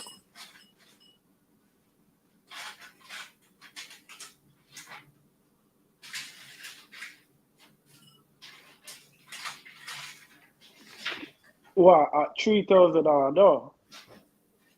2,500. Oh, 2,500. Yeah, remember, all of them always get them. That's why me that say. That's why me that mention pay cut. But you don't tell me already. Say them not. None of that now. Example. I'll show you something. I'm not call the brother, a vice president, and brother, the man. Let me say it, people say, I'm not going to go that way, but the man a travel up and down and him know well just for continue to get the per diem, them, brother. That's so why you see them pack it up, brother. That's how the thing where drive up the money, brother. The man leave from Austria, spend much day Austria, gone at the Gold Cup, spend much at the Gold Cup, and the butter just a continue a pile up. You look at $1,500, them look at, can you imagine that, brother? And the girls them, when the girls them stick out forget look at it. A problem. And then you hear people say, oh, the girl them more perfect than the club. No, Beijing. The man them have to do better, Beijing. And they will not do better. This thing what them are telling about after World Cup. When it no matter, everything done already. So them are going to take another 3 years to pay them off. Just the other day, World Cup qualifier done, and them still owe the players them men's team for World Cup qualifier. To the local youth them from Jamaica go on Instagram and see you, JFF, what go on for the funds? What go on for the funds? The youth them playing in Canada. You look at JPL player them. Brother, I know it feel as a local JPL player. You play all 2 games for the national team. You can go buy a car with the money. And still I go to another year, you still no pay the local youth them the money. So may I ask Dennis Chung, I may ask Rudolph Speed, I may ask Rice Simpson, may I ask all of you. When you get the money every day, every time. Mountain come when you get the money. So why is it can't happen for the same for the player? Why we keep on a old player? Why we go in a tournament, leave tournament, we go in another tournament, we go in another tournament. And you know the funny thing, brother? Me speak to girl and me speak to the youth them. It's just the respect how them do it. Oh man, yeah man, you get it next week in your bank, man. Next week come. Oh man, no man. Something must happen with the bank. And that's how them go around and promise and don't faithful, brother. Brethren, we need to get a ban. After this World Cup and World Cup. Ban. Straight up. Ban. I mean, I agree with you, Ryan. I mean, not cutting, but there is no cordial working relationship between any of the players, whether on the girls' side or the men's, with the administration. Like that relationship has already been severed, and it's not gonna get better anytime soon. You understand? So there will never be like that type of relationship again until they get not even new players, bro. You just need a new administration. That type of relationship will never become cordial ever again, whether it's on the Reggae Girls side or on the Reggae Boys side. And I don't see it happening. Yes, you will have something for the public and you work with them, but there will never be that ideal, cordial working relationship between the players and the federation ever again, whether on girls' side or the boys or the men's side, ever. I don't see it happening.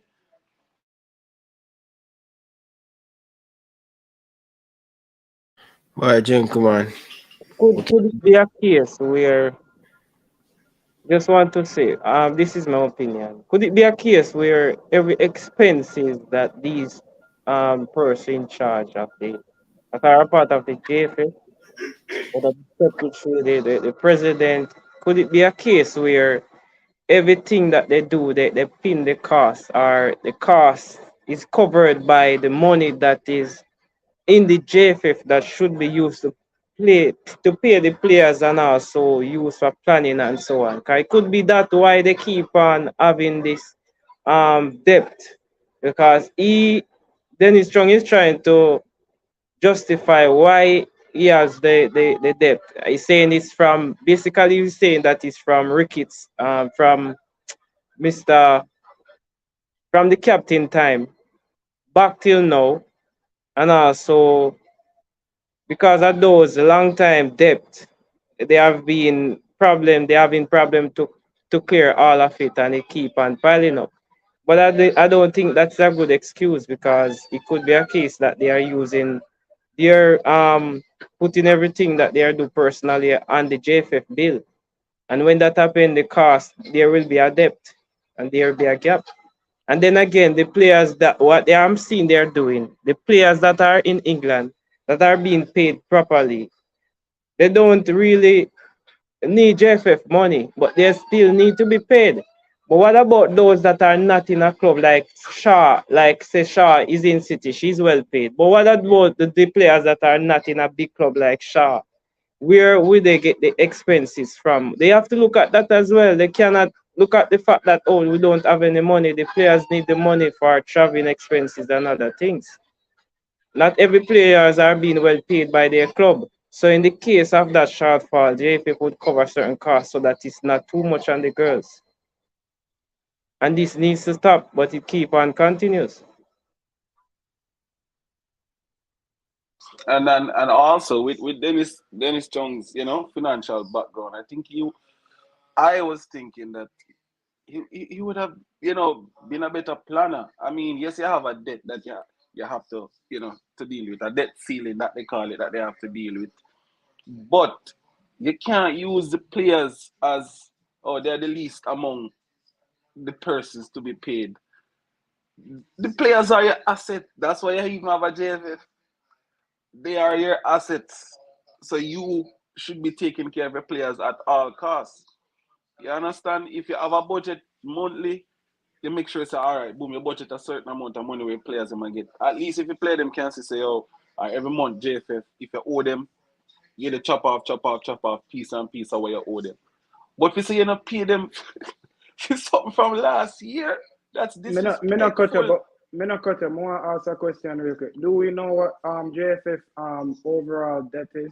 Because if the amount of money they receive from Adidas and from FIFA supersedes the amount that they have in as a debt, it really doesn't make sense. That would mean the money is being diverted elsewhere. I would love to know what the current balance is for the JFF, and then I would like to know how much money they receive in cash up front.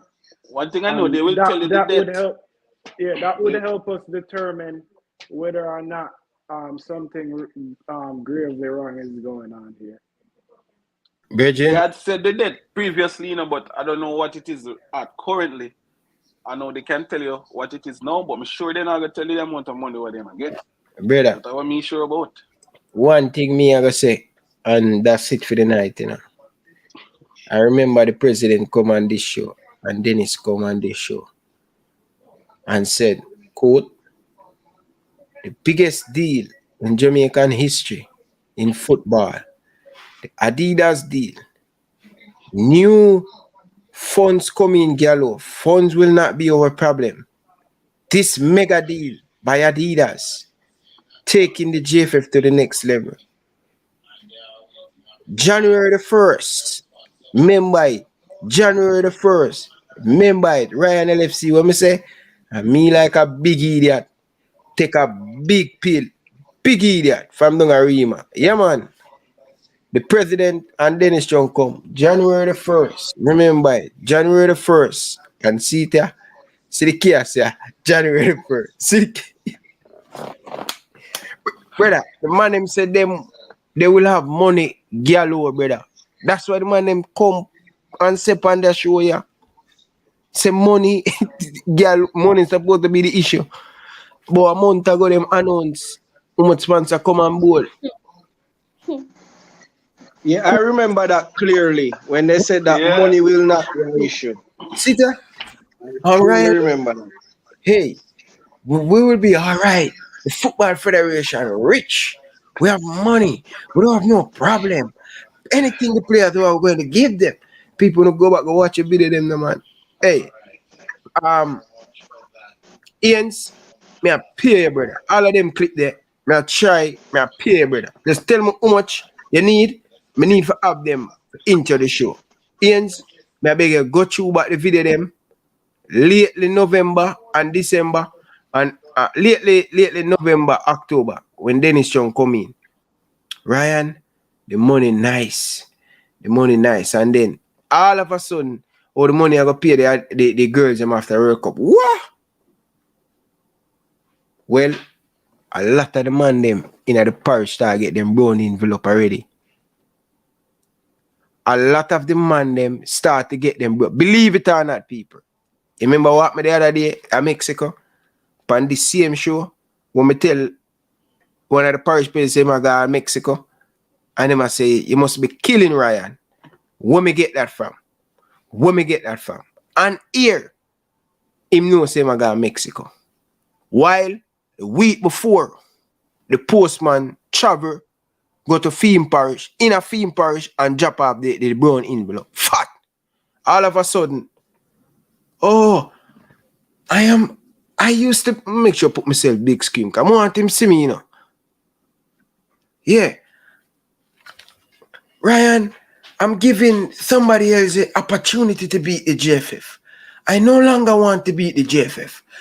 Oh, the brown envelope, pocket sweet, travel go to Mexico, nice. You're no longer saying anything about my cricket's administration. Oh, this coach, let us see. Wait, blah.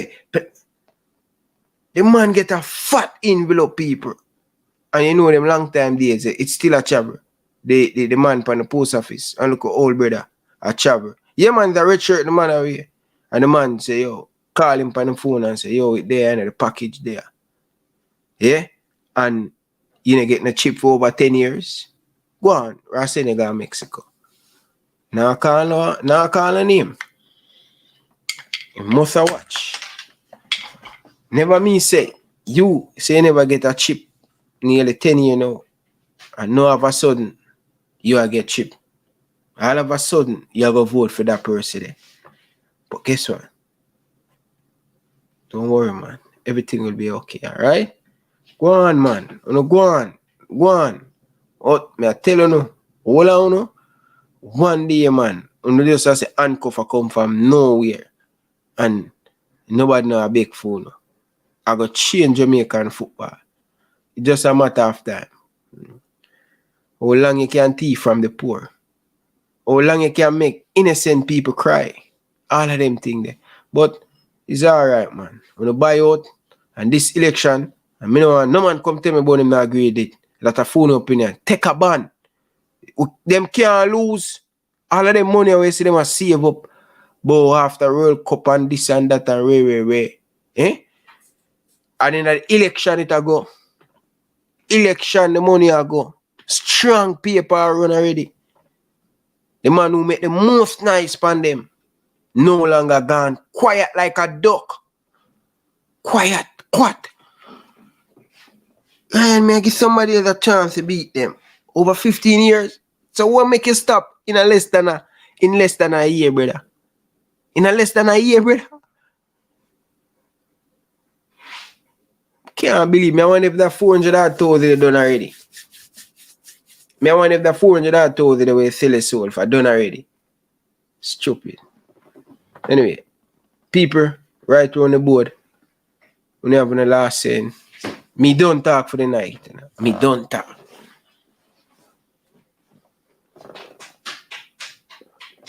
Boy, all I can hope for is a good tournament for the girls. Hopefully things work out for them. But it's really disappointing knowing that Adidas deal sign all this money coming in, and now they're telling us that they won't be able to pay the girls until after the World Cup, which is why I still want to know where the money is going. I'll do my own research. But yeah, that's very disappointing to hear. Hopefully somebody could step in outside and sponsor the girls, help them financially, because JFF is no help at this point.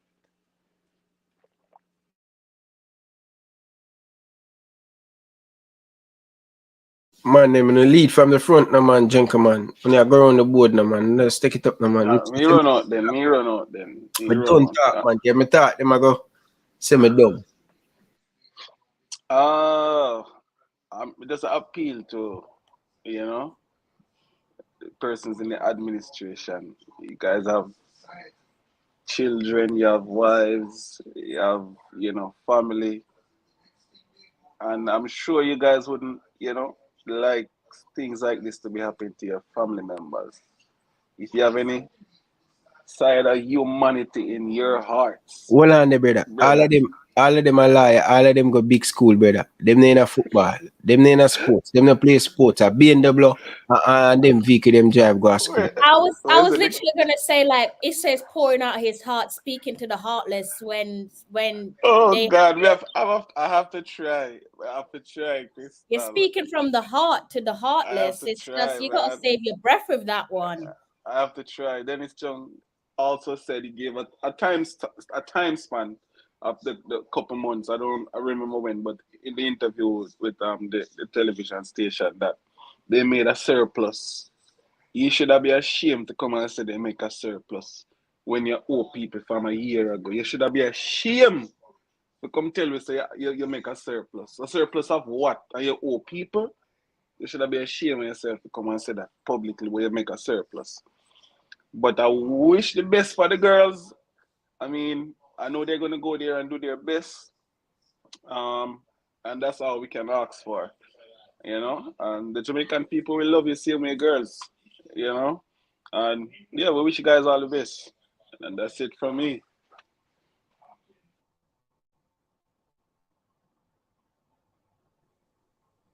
Well, I don't have too much expectation for JFF. It's just mostly disappointment.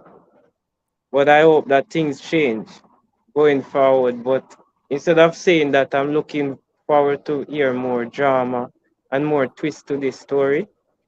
And it's just sad, but I just hope that the girls continue to remain professional and get the job done as they did before and continue to do so. People are just putting too much blame, and most people just desist from listening to too much of Oral Tracy because he have been biased recently. And oh, I know that from I heard him say something about Manchester City and Pep, saying that in his time he only won one Champions League and compared to others, and the fact that he's a big coach. And when he said those things, I realized that he's kind of biased. It doesn't matter how long you're there, you still achieve and you get the job done. So saying this to say that he's been one-sided in most of his critics.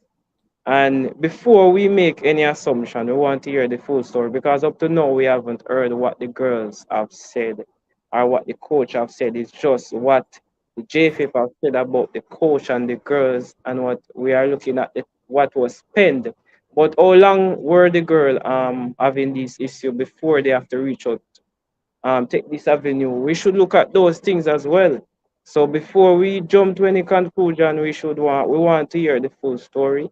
And I just want to say all the best to the girls, and I hope that this whole matter is being solved and sorted out in a more amicable way and a more professional way instead of how it's being angled.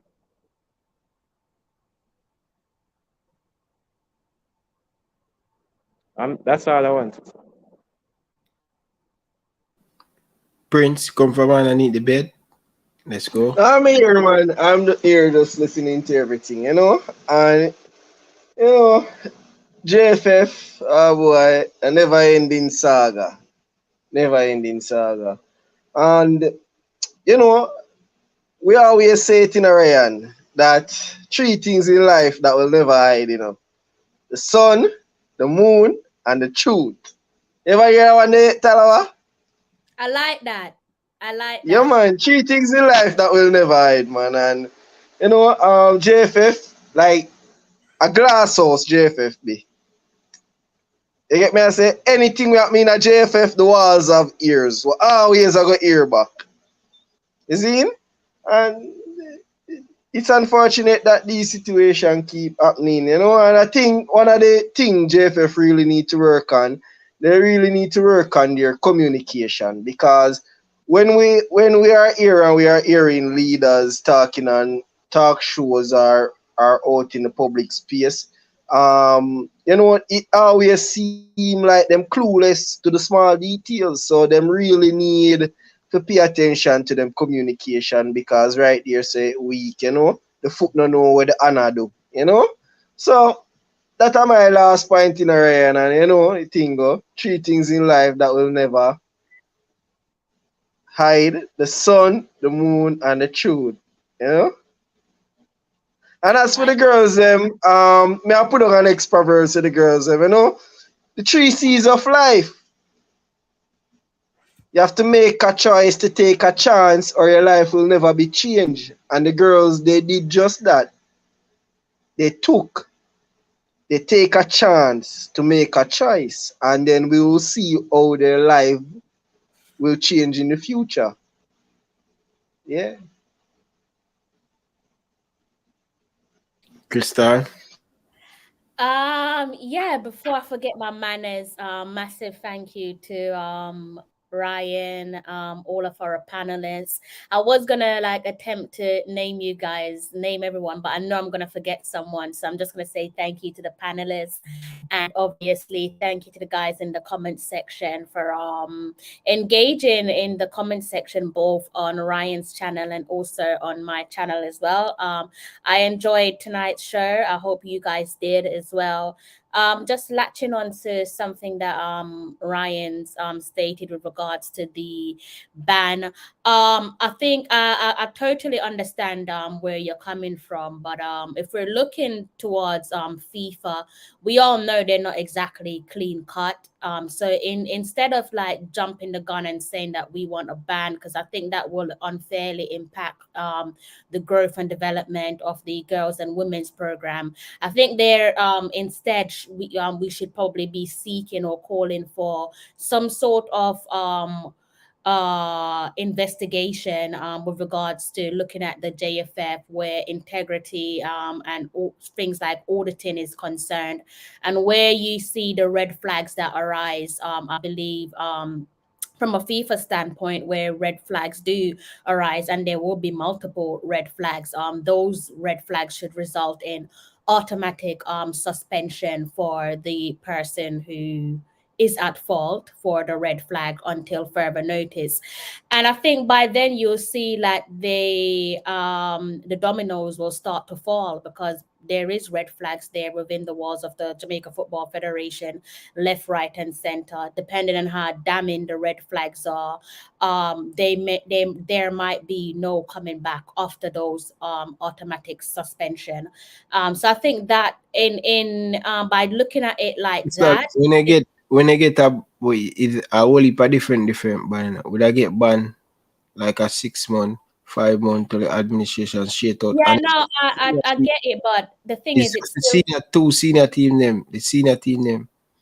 yeah, I totally understand that, but what we've got to look at is that it's still going to affect the growth and development of the women's program, and they don't deserve that because they're on the brink of history.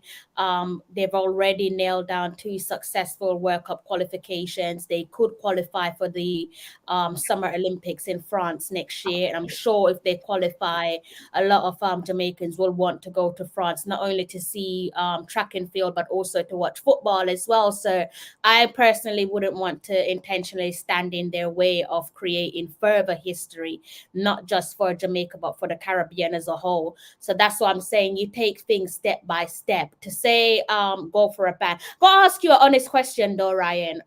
Let's say it was the Reggae Boys that qualified for 2 World Cups on the trot, and the Reggae Girls hadn't qualified for a World Cup for almost 3 decades. Would you be calling for a ban? Yes, Krista. You wouldn't be. It took too long to answer that. No, And that's okay. That's okay. But I still no, you ask me a question. Don't rush me. Don't rush me. too long to answer the question. No, So but I have to believe think. you. I'm There's not. no, you don't. You didn't need to think about it. There's no hard feelings. No, But Krista. I don't believe your Krista. Yes, Krista. Yes. You know why? Yeah. See, we make it to this World Cup. What has changed? With regards to what? The ladies, them. What has changed? What do you think is going to change with regards to getting the ban? There's no guarantee that there's going to be any changes. Yeah, man. FIFA get rid of all of them in the office. New people. Yes, but And them. that is a step. You can still get the ban. You can still get not even the ban. You can still get rid of these guys by taking a different step. So what I'm saying is, rather than saying ban both the men's program and the women's program, ask for a program investigation, and they will fail it. There is multiple red flags there. So I'm saying when the red flags arise, just FIFA will obviously have to implement their suspension. It's a must. You will be suspended. Krista, I'm telling you this, right? What you want and what a lot of us want, not just you, is what we all want is for these guys to be weeded out of the federation, and that comes by getting your suspension. You're not coming back from that. It's too damning. Oh. The suspensions, the investigation. Trinidad come back from it. Trinidad get and everybody come out. Trinidad just say We're not talking about Trinidad though. We're talking about Jamaica and the individuals within the 4 walls of the Jamaica Football Federation. One FIFA step out, one FIFA step in, then FIFA bring in them people and say, yo, we are giving a 6 month, we are giving a 3 month, we are giving a 2 month for sort out on us. All of them people there, them out. We still have to play youth football, every youth level, but just say men's and the senior women's team, because that bring in the money. So get them out, sort out the house, and restructure the thing and go again. But if we continue to qualify for these World Cup and every day are the same thing, no, man, they need to go. FIFA is not just going to ban them like that, Ryan. There has to be grounds for the banning. So that's what I'm saying, to ask for a investigation. FIFA is not just going to wake up and just ban them. They have to investigate what warrants a ban. So that's what I'm saying. Why not just say that you want an investigation? What do you want FIFA to investigate? Okay, let's look at the integrity. Let's look at auditing. Let's look at safeguarding. Is there any failings there? Did you find any failings from your researches? If that's the case, then you have to implement suspensions, and suspensions could result in permanent bans, which is what you want. But FIFA is not just going to jump up and say, I'm banning you. On what grounds? Yeah. Yes, we know so all of them thing there, them a go do them thing. So me a call feed. So when them investigate and thing, me a call feed. That's the only way I will get it out there. I think you get your ban. You can definitely get your ban, but I just don't think that the ban is just gonna happen. I don't think you can just ask for a ban and you get the ban. We call long from the man them for say yo the money are the wrong, and then them investigate it. Yeah, exactly. So what basically I think we're both saying the same thing is you want them out of the federation. You want them to be banned. You don't want the team to be banned. You want these guys who are currently involved with the Jamaica Football Federation to be banned from creating. If I say you have to go get the ban, I say you have to go get the ban. I can't see no other way that they would implement a ban though. They have to investigate it. But what do you want them to investigate? Of the back end of what's been said over the years, integrity is one of them. It's a process, you know. It's a process, you know, Crystal. It's a process, you know. So when them do them them check and all of them thing there. Yeah. And them we just hold it. Get them out. It will happen. It's a process, but I honest to God, I don't want the girls and the women's program to suffer just because of the incompetence. Yeah, but they already are suffer. They already suffer. Be worse. They are on a trajectory where they are qualifying for things and they're putting medals around their necks, and let's not take that away from them. When last you saw the Reggae Boy senior team put a medal around their neck? Well, listen, Crystal, sacrifice affirmate Virgin. Forget. Yes, but you cannot cut off your nose to spite your face. That's how we say after this World Cup. But what about the Olympics? Because after the World Cup, the Reggae Girls go straight into the Olympics. Make a sacrifice. They will continue to talk about Olympic and that and nothing will change. No, we cannot cut off our nose to spite our faces here, Ryan. I agree with you. No, no, you cannot make a ban that's going to have a detrimental effect on a group of players who are undeserving of that ban. But they don't deserve to look be at on what hero they must stand for and dead for if we can have freedom, sweet and better. Yeah, but that's completely different. No, Crystal, are the same. No, it's not the same thing. The generation we're born them a do, them a fight for the next generation for it better. Yeah. So if our hero, the Marcus Garvey, all of them never stand and Paul Bogle, if all of them never stand up for you and fight for it would be better. Would they have freedom? No, I'm not saying that you can't get your ban. I'm just saying there's a process. Yeah, and that's why I'm saying that it's not just a case of. I'm not saying that I'm not disagreeing with you with regards to the product. Yeah, big up. But Crystal, before we leave right now, them do them investigation, what them a do, and thing, and just ban this. Because anyone get a ban, it not gonna change. It doesn't necessarily have to go to a ban. That's what I'm saying to you, Ryan. It could just be it change then. what I'm saying to you, the failings could be so damning that there is no return from your automatic suspension. No, man, I only for country return, man. We have so much talent, man. Yeah, but you get what you want. So when you get your suspension and it's off and it's so bad that you cannot come back from it, the all trust is gone out the window. You're not coming back in your position. We have to, You're not going to be given that key to unlock the door to go and work within the Trinidad, how much country go away and come back, Crystal? Say that again? Trinidad and all of them country there, when you look at it, all of them get banned and them come back. Strong. Better. Yes, but Ryan, what works for one person, not every dog have the same. Man, That's something that you need to take into consideration. One thing I kill Jamaican football. If we get out them money, you saw how much better we get. I'm telling you, man, they are the main problem, Virgin.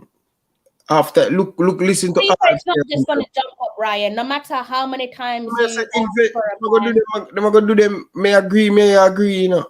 Agree. But may I tell you, say the only way I'm gonna get them out, if the man they make them data liar, write up the constitution. Exactly. So that's why I'm saying to you that ask for an investigation then. That is why I'm saying ask for an investigation. So off the back end of what you've just said, you're not coming back to work for the federation. So rather than banning the team, which I don't think the girls or the women's program deserve to be banned, and also for both programs on the male and on the women's side, it's the individuals that operate within the four walls of the JFF that you're trying to get rid of. So why take it out on the players? You can get exactly what you want through suspension and permanent bans for the individuals as opposed to the country being banned. Well, you see this ban thing I tell you, I'm gonna just come up with it. I'm go and check the rest of the country them and see, oh, FIFA just put somebody in there from FIFA, run it, get in them do them election, do them thing, and everything are going on. India, Trinidad, all of them, African country, come back from it and them come back strong. If we not do that, them money No, buy the election. I can't agree with you on that. I cannot. And so how many years are you expecting the men's and it depends on how bad the situation is. The situation is pretty damn bad, so it could be a 10-year ban. No. What do you mean? No. You think that this is just going to you bloody well know that the situation is horrific. It could easily well be a 10-year ban. Sometimes you gotta be careful what you wish for. Right now, I make no more of them man they make a big business out of the thing, Richard. I'm telling you, man, and the youth them are suffer. Listen to this. No, Ryan, if we get a ban, hold on now. Carmart, Go Club, Chicken Farm, Pig Farm. What the thing agency, the travel agency. All of them thing them travel agency, the money I go back and I support freedom agency. I know auditing. So that's one of the things that I listed. That's what that we have to cut off. So it's the individual who is at fault that should be banned, not the actual country. But Crystal, if you don't put that sanction. Okay. Say that we both live in the same apartment, right? And you're moving bricks. I don't want to name the exact terminology because I don't want us to get banned. No, I use already about bricks, I don't know what it means. You're moving stuff basically, and the police move in, right? And they say that rather than punishing you because you're the only one in that building that was doing whatever, they punish the whole entire. I said them going to do that. So I'm saying them going to do the investigation. But is it fair? But I'm saying that is it fair to punish everyone? No, I say when them do the investigation and thing, But that's exactly what I'm saying to you, though. That rather than saying go for a ban, go for the investigation, and who needs to be weeded out will be weeded out. There's no need for the men's team or the women's team to be sacrificed. Why should they sacrifice? What for? And sacrifice after me. No, I'm never going to agree with you on that, especially when it comes to the girls and the women. Good God, Ryan. Especially when it comes to the girls and the women's I team. look for the next youth them will come up in a Jamaica war suffer. No, bother, you're too slick. Don't bother with it. Listen, I'm not on board with that. The other youth them. This brother named Travis, gone block him, Brother, stop come on my channel, brother. How much time I tell you, say stop come on my channel, Travis? This brother, amount of time I tell you, say stop come on my channel, still, brother. All a black man. I'm phone there. Come on from my channel, man. Come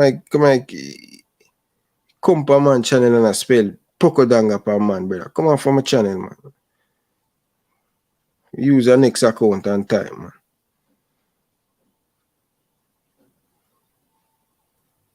Second, third, How him there? Oh, the people them get rid. The people them get rid of him. Alright, so people them get rid of him. Yeah, I think this is the one thing that me and you, I think we're agreeing, but I just think that you just want things done differently. I think that's the key difference of the both of us, that we're in agreement. Yeah, them money are deal with the roughneck. You have to deal with them roughneck. You can't deal with them nice. I feel like we're going around in circles there. I'm not disagreeing with you, Ryan. I'm just saying it's the procedure. That's what I'm saying. The procedure, Ryan. I'm not saying they don't deserve to be banned. I'm saying the individuals should be banned, not the teams. Not the team, so not the reggae boys nor the reggae girls. It's the individuals that's committing the alleged dirty acts. They are the ones who should suffer the consequence, not the country. Yeah. And if you ask for a ban, you probably won't even live to see Jamaica qualify for another World Cup, either men's or women's. So be very careful what you ask for with this ban. Me a fight for. Me better probably come see, but when me a fight for the rest of you, them Marcus Garvey, them never know them a fight for that. You're gonna have to go back to the drawing board. No man, what kind of drawing board? Come on. This one, you're wrong and strong with this one, but no, man, no wrong and strong, man. No, Marcus Garvey, hold on, man. Well, all of my black real hero them stand up and fight and get big stone and dead for me live for see me born. And me I got dead. Yeah, man, come on, Crystal, man. The only way we get these people out, man. Them now just get up and walk. Them say free them I do it, so why them still in there? Anyways, that's not gonna happen because either way they're gonna have to do their investigation. 100% gonna have to go and do their investigation, which is what I'm saying needs to happen before any ban can take place. Anyways, so yeah, investigations is probably should be followed by suspension, and then from suspension that includes the ban, but I don't think that the girls and women's team should suffer for that. So we're gonna have to agree to disagree with that one. Realize you're not ready for fight then. No, I can fight you all day long. It's just that you're not ready for fight, man. You don't make up your mind, say you're fight. You're not ready for fight the back, man. Well, if that's the way you want to put it, then I'm not going to. I think you're serious and you're ready for fight the back, but I think you're ready for sacrifice to go into an Olympic, for restructure the football, for more youth can. I just don't think that the Reggae Girls should you know matter what the reggae boy, if for the reggae boys, no matter. It does matter because I believe that this conversation would be different if the reggae boys the reggae boys have qualified. The main issue here while we're going on the World Cup. And the reason why, the main issue why people have a problem with the federation. A lot of people, most fans don't watch. A lot of Jamaican football fans don't watch women's football.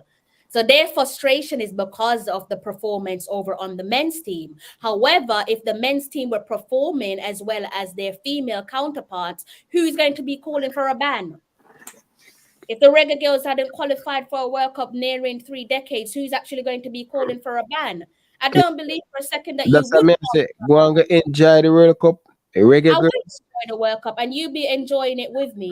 Reggae Girlz. Enjoy the World Cup, but just know, say, if on the mindset, this thing on I put out by Instagram, enjoy the World Cup. As I said earlier this week, it's right for the girls them to enjoy the World Cup and make this be the last World Cup. But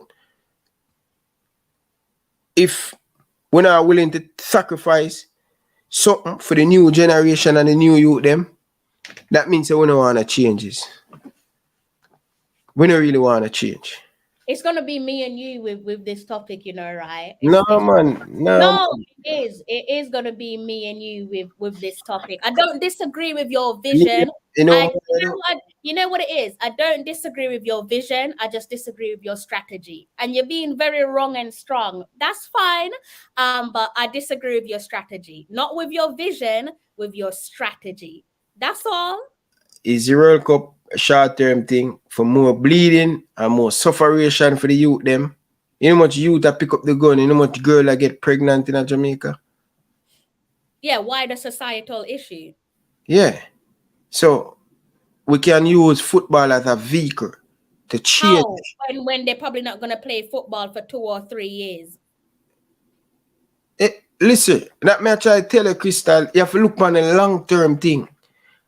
The mindset in a Jamaica overall, we need to look at a long-term thing to get success. When the rich are trying to conquer the world, them not think about what happen 1 year from now. Them think about the future and the future and the future. I come to Canada. I come to Canada. I'm living in a community and I see them a build a subway.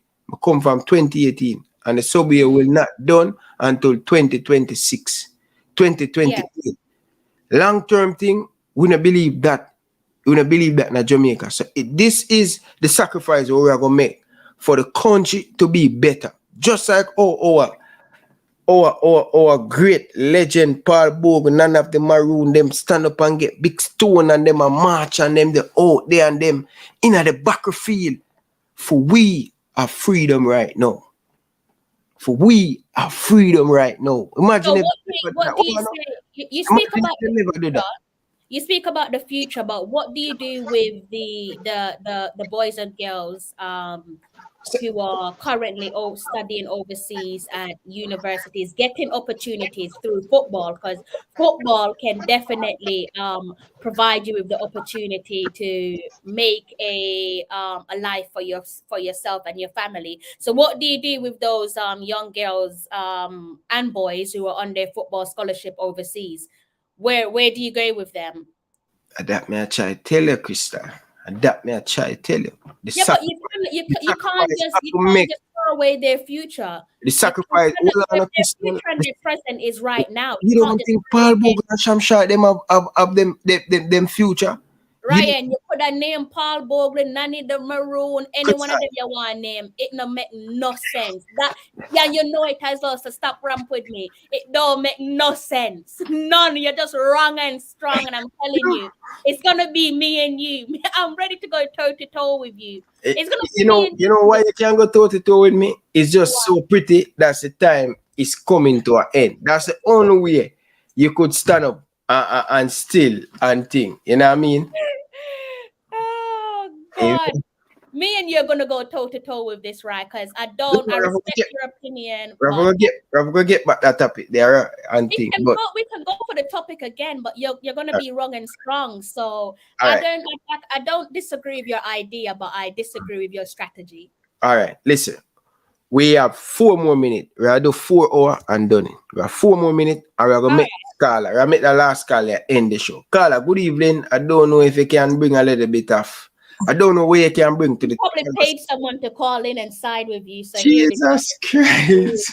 Oh dear you will want to see that. Go ahead, Carla.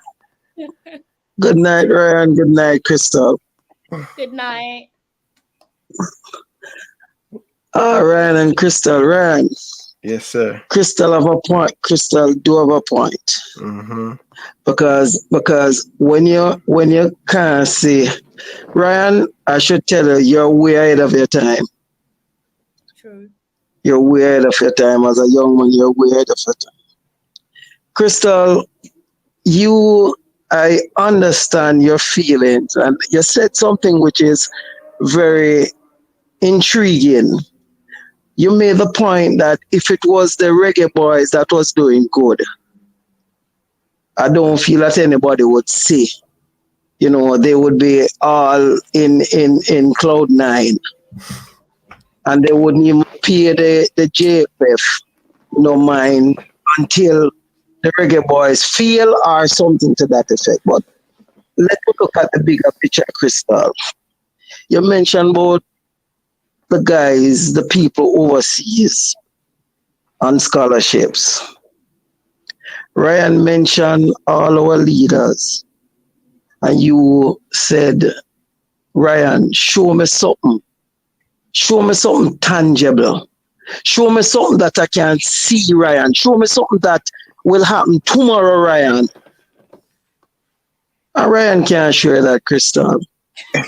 Because in truth and in fact, if you had to look at all our heroes and look how much struggle they have been through, Ryan, man, I take up here, and Crystal is right. Crystal is right, because you can't show her nothing tangible. You'll never be able to show Jamaica nothing tangible. For say, hey, we need to get the ban in order to make 10 years from now. We have a substance, we have a foundation for stand on. Listen, Crystal, and listen, Ryan, you guys are both young people. I'm much older than you guys, and let me tell you this. You see sacrifice? Take picnic for make sacrifice. You take men and women for make sacrifice. Forgive them all. Ryan, you'll never get what you want in from Jamaicans. Jamaicans don't know what it is to struggle. To struggle to make nothing work. You talk about sacrifice. People just talk about sacrifice. Sacrifice is giving of yourself unconditionally. You believe sacrifice is words? You believe sacrifice are words? Ryan, you'll never get that from Jamaica. Never. And I leave it at that. You'll never get it right. Jamaica don't know. We talk about we have independence, 50 years or 60 years as independence. We sacrifice for it. Our leaders sacrifice for it. Them now sacrifice for what? Much as Jamaican can sacrifice for that. Put it into perspective. Put into football into perspective. Sacrifice. Who's gonna sacrifice when money is being issued to who? The girl's not gonna sacrifice because they have sacrificed enough. Reaching to World Cup with nothing to their name. For sacrifice who? Only way they can make sacrifices as if they have children coming up behind them. Sisters and brothers coming up behind them. And they can turn them back and look and say, okay, say Sunday coming up, and I'd like for it to, as much as I'm here at this point in my life, at this point in my career, Sunday is just 5 and Sunday coming up. Well, it's hard for me to do, But when she look at it, our sister this, not even her niece, when I go so far, this is my sister, this is my blood. When we want the best for sacrifice. I laugh. I laugh. No sacrifice, Ryan. Where your time, go sit down. Go sit down. I'm sorry for say it, my brother, but go sit down. Go sit down, Ryan. Go sit down. Sacrifice. You know Jamaican, Ryan? You know Jamaican? Ryan, my God. Ladies and gentlemen, my God. No sacrifice, Ryan. Alright. Nothing that ain't with DNA. That not there with DNA. My God, my boss. Cool. Bye-bye. Alright. You need to fatten your brown envelope. It didn't work with that one, did it?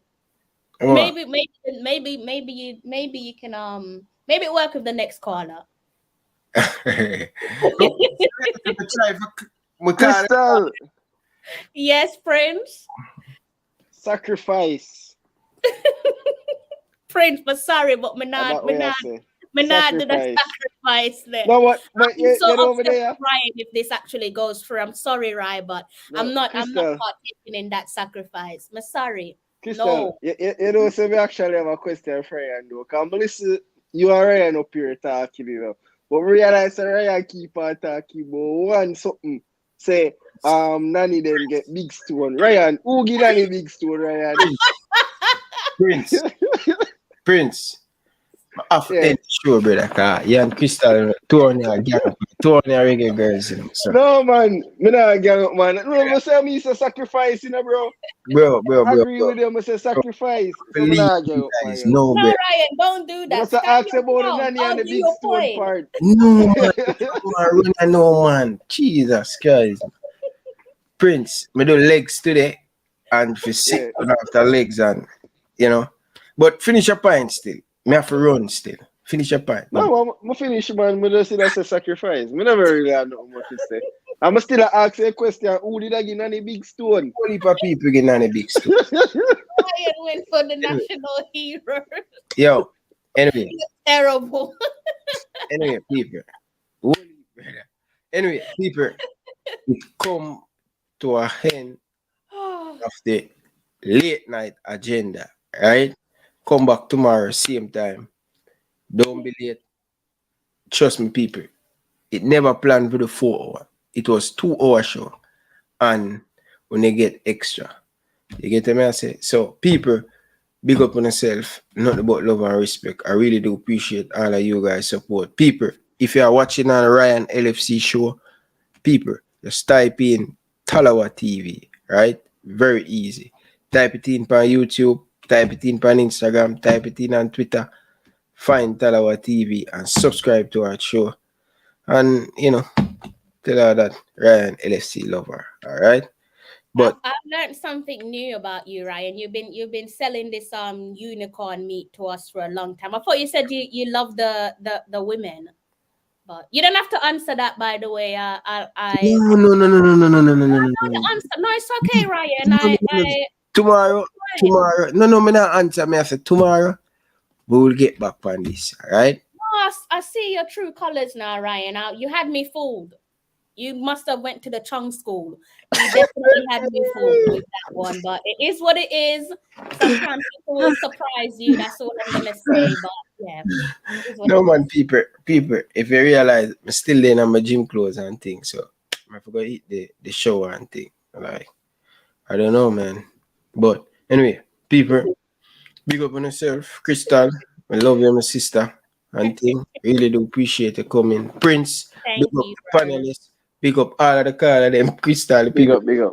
Mount a text message me up right. All the people were saying I met them calling. So people, listen, all of the people that are calling, I'm gonna make it be my point of duty to call in the back first tomorrow and thing. But people,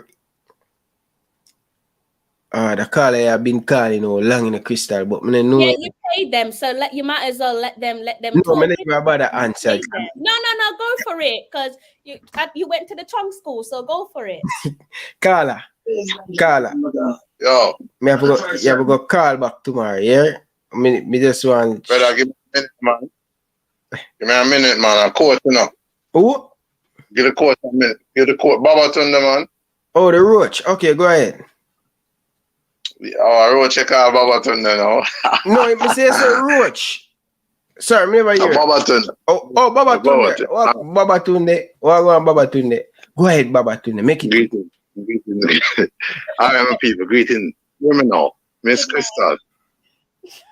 Yeah, joyful to see a female, you know, do the thing. It's been a while. We watch some of the Irish show, so we're joyful. But Babatunde disagree with you tonight. Why always a call I? Wait, is a Rasta Babatunde? Probably. Yeah, man, that's part of the cultural aspect of Rastafari, you know. And Babatunde is a Rastafari. Okay. Yeah, overstand. Selassie, So, you know. Empress Menenai Selassie is duly. Yeah, that's the redeemer of I and I way of life. Tonight, no, we call for. We don't agree with Crystal, but because we have disagreement, so we're done with the hate. So as a coach now, we have to just disseminate a little bit of information and see if we can level the thing on a different vibe. We come around here for a time period and find ourselves under some sufferation. I don't know about the next one, but Babatunde would never be here if people were forged ahead. Where I acknowledge as I sacred Ivan Cushites ancestors, if Paul Bogonani, Harriet Tubman, Malcolm X, Patrice Lumumba, Rosa Parks, if them never come make certain sacrifice, Winnie Madikizela, I and I would not be here. For the next generation of footballers, whether they be male or female, to come and don't experience the current shit or decadence where we come and experience now, certain drastic sacrifice is necessary at this time. And when we say, if it don't make now, there's no better. So when Brian said there's a band that's needed, I agree with him. I wonder if FIFA now look how them take so long. Babatunde. Where Crystal is. I have to run Babatunde. Don't beat her no more. Want tomorrow she can come back on the show. Link in tomorrow. I'm make you be the first one for caller. I really want you to have to say. But Babatunde, before you leave, you ever show if you ever come on the show because somebody in the comment section always that this man name Babatunde. No, someone does not use my name, Bridging. Ryan, remember the same Babatunde this we used to the Phoenix one? How come the eye? No, man, Babatunde always that some more. So, Ryan, stop acting like that. No, so Ryan, and a Babatunde, man. A Baba Yaga, brother. Oh, Baba Yaga. Okay. All right, Babatunde. Tomorrow, Makale, yeah? Before you go, just for clarity. You see, when we have disagreement, it's just a disagreement. But you see, feel like disrespect ones under this guys. Yeah.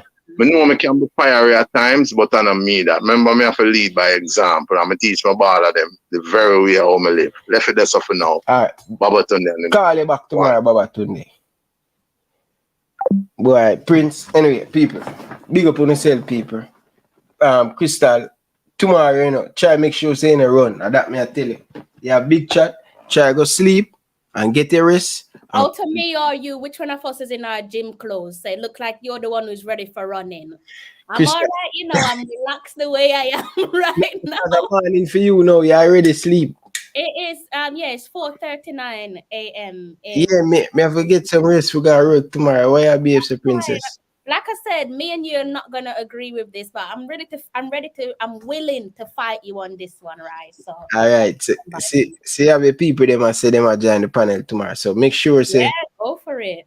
All right. Wrong and strong. Tomorrow Ryan's gonna be wrong and strong, but my tune's not going to change. All right. Prince, come from underneath the bed. Big up yourself, people. All right, people. Love one. Listen to this. I think the uniqueness of the Reggae Girlz is they embody the national motto of Jamaica, which is out of many one people. So when you look at the entirety of the Jamaica squad, you have dark-skinned girls, mixed-race girls, girls who have black and Asian in them. You also have the homegrown players, so like your Bunny Shaw, your Konya Plummer, your Den Blackwood. So what that means in terms of from a grassroots perspective is girls who are born in Jamaica can look at a Bunny Shaw and hear that authentic accent and say, you know, if Bunny can make it, then so can I. Once you hear that authenticity, that raw Jamaican accent, they should be able to look at a Bunny Shaw who's now our captain to say, if Bunny can do it, especially if you come from the same community, the same parish as her, if she can do it, then so can we.